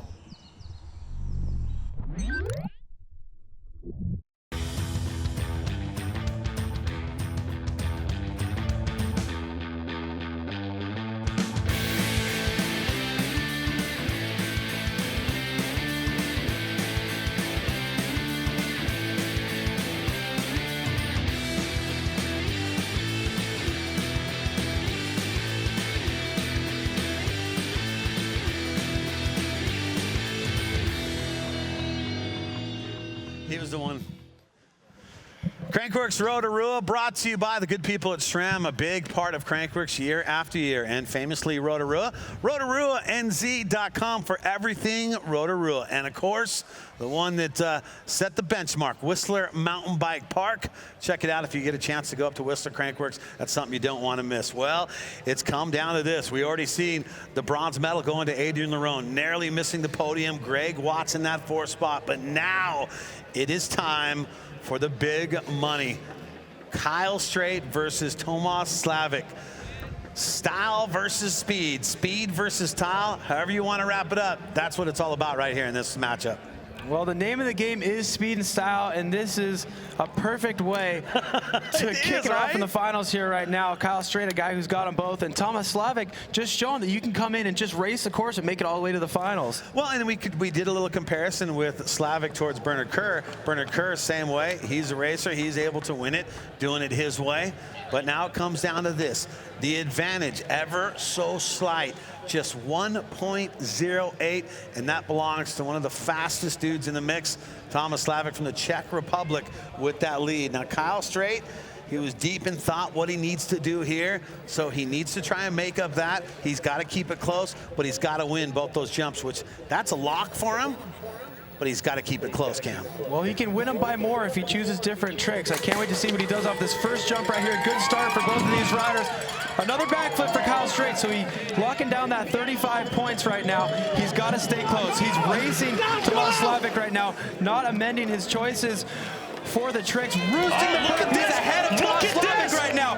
Kyle Straight on a tear through the slalom gates. Kyle Straight over the last jump, trying to keep it double tail for Kyle Straight. Oxygen here in the booth. Oh man, that is the Kyle Straight we know and love. The guy who absolutely performs under pressure, digging deep into that bag of trick, going to the moon with that double tail whip. Man, so Slavik obviously, no doubt about it, he got the speed on this one, but take a look at the jumps here. Oh, that was such a great speed and style final right here. You see Slavik going as low as possible, pedaling the entire time through the air. Kyle Straight staying as low as possible with that backflip, getting right on the pedals as soon as he lands. Look at this roost in that right-hander, completely almost rolling the tire off the bead, throwing dirt off the top, and then inching ahead of Tomas Slavik, leading into these flat corner slalom gates. But this is what got us just booming here. Going to the moon, double tail up, getting back to the bike, keeping the feet on the pedals enough to sprint toward the finish line. Luckily, his cranks didn't move. That's something to worry about with that double tail up. But look at that, his feet never touched the ground, got right back onto the pedals and manually through the finish line. So it comes down to the final race of the day. The last look at it, the double tail whip, looking for the pedals, puts it down. Doesn't hit the ground on that one, but puts it down, made up the speed. Now it comes down to the jump section and the judges. The advantage Kyle Straight's trying to make up is a 1.95. Jump number 1, 0 for Slavik. It's all about the speed for Slavik. We knew that. Jump number 1, a 35 for Kyle, but jump number 2 is going to be the big one. A 93.82. Oh, so Slavik's going to take the gold by 0.82, and Kyle Straight coming away with the silver. But man, that was good all the way down to the end, Cam. Well, congrats to both of those guys. That's the epitome of what speed and style is all about. Shout out to Kurt Voorhees. He's watching the webcast right now, the guy who had the initial idea for this concept, and right now coming to fruition. That was an amazing final. Let's check in with Hannah Bernard, standing by with our gold medalist. Hannah? All right, Thomas, in a competition that was all about speed, you came out with the gold. You told me that you haven't been at Crankworx for a few years. How does it feel to come out with the gold in this event? You know, it was amazing. It was pretty nice to see the final, like the tricks against the contrast of the tricks and the speed. So, I mean, I was putting everything into my laps. I was like feeling like I was really on the edge in every single turn. I was about like I'm gonna crash in every single turn from the first heat, but it worked out. My bike and my tires hold me right, and I mean, I didn't do much tricks, but probably I need to bring some more for next rounds, and for today was just my best trick was right and left turn, probably. Well, it was all about speed here in the Mons Royal Dual Speed and Style. Thomas Slavic, your gold medalist in the Mons Royal Dual Speed and Style. Congratulations. All right, well, congratulations are in order. Taking another look at this day. What an amazing day. But I still, you know, no matter what, I'm giving up for Thomas Slavic taking the win. Kyle Straight getting second. But Kyle Straight, he went through some tough competition. All of them did. But congratulations to Slavic, Kyle Straight second, and Adrian Lerone in that third spot. Well, many different strategies can take you to the top step of the podium at Speed and Style. And Slavic showing that you can still win these events, just racing it out against these guys doing the tricks. But, you know, sometimes we see the tricks take it. Today was a different story, but big props to Kyle Straight for going for it. Pump Track Challenge, join us at 7 p.m. here in New Zealand and Pacific Standard Time. That's going to be 10 p.m. the day earlier. That'll be on Thursday on the West Coast. So join us for that one. That's going to be the Pump Track tomorrow. Congratulations, Thomas Slavic, Kyle Straight second, Adrian Lerone third. And that's going to do it on behalf of Cam McCall, Hannah Bernard, I'm Brad Shea, and good night from Crankworx, Rotorua.